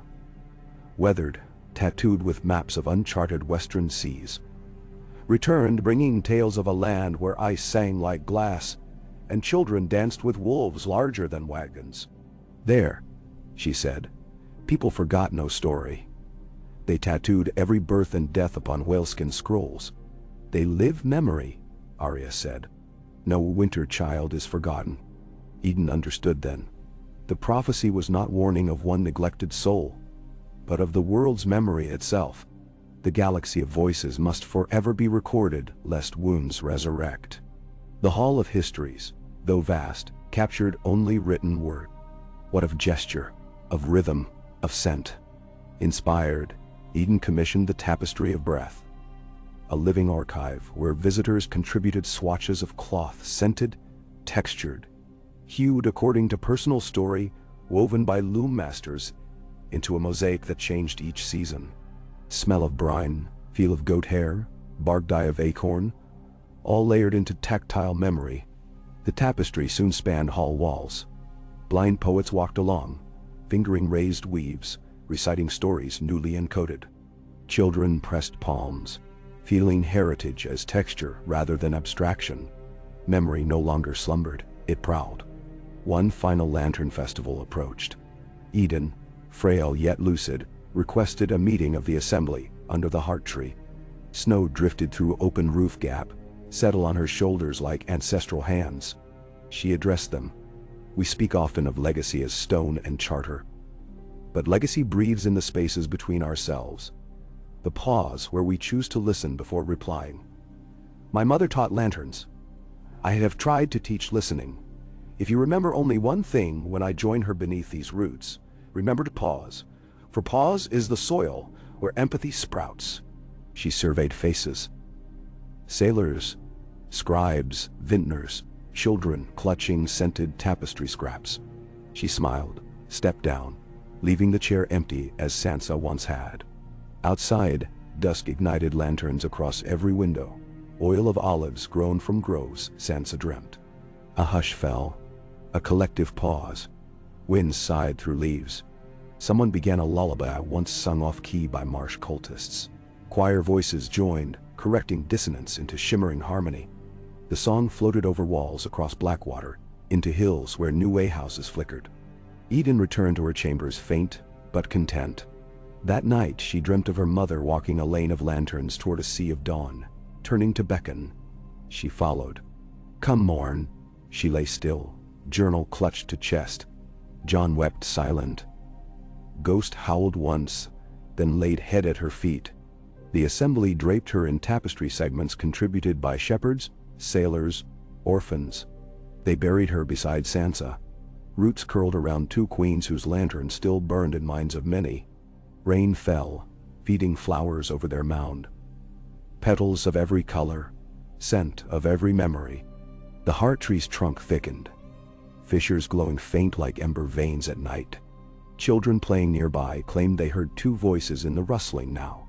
One warm as bread, one lilting like mirrored chimes. Maesters smiled indulgently, then recorded the rumor all the same, for they had learned stories are seeds. Generations blurred thereafter. The Wolves' Lantern Realm, scholars called it, spanned centuries of peace, punctuated by challenges met with empathy. Innovation. Pause. Thrones still rolled, lanterns still guided. Memory remained restless and recorded. Far across the world, those who worshipped grief waned, for their hymns could not outsong choirs of dawn. And in times when new queens or kings wondered how to wield gentle rule in a world of ancient blades, they ventured to Phoenix Garden at twilight, placed hands on weathered bark, and closed eyes. They seldom heard words, but always they emerged with steadier breath, as if two unseen women had shared a long sigh with them. An inhalation of collective longing, an exhalation of fierce, fragile hope, enough to relight lanterns for whatever winter just beyond tomorrow's edge.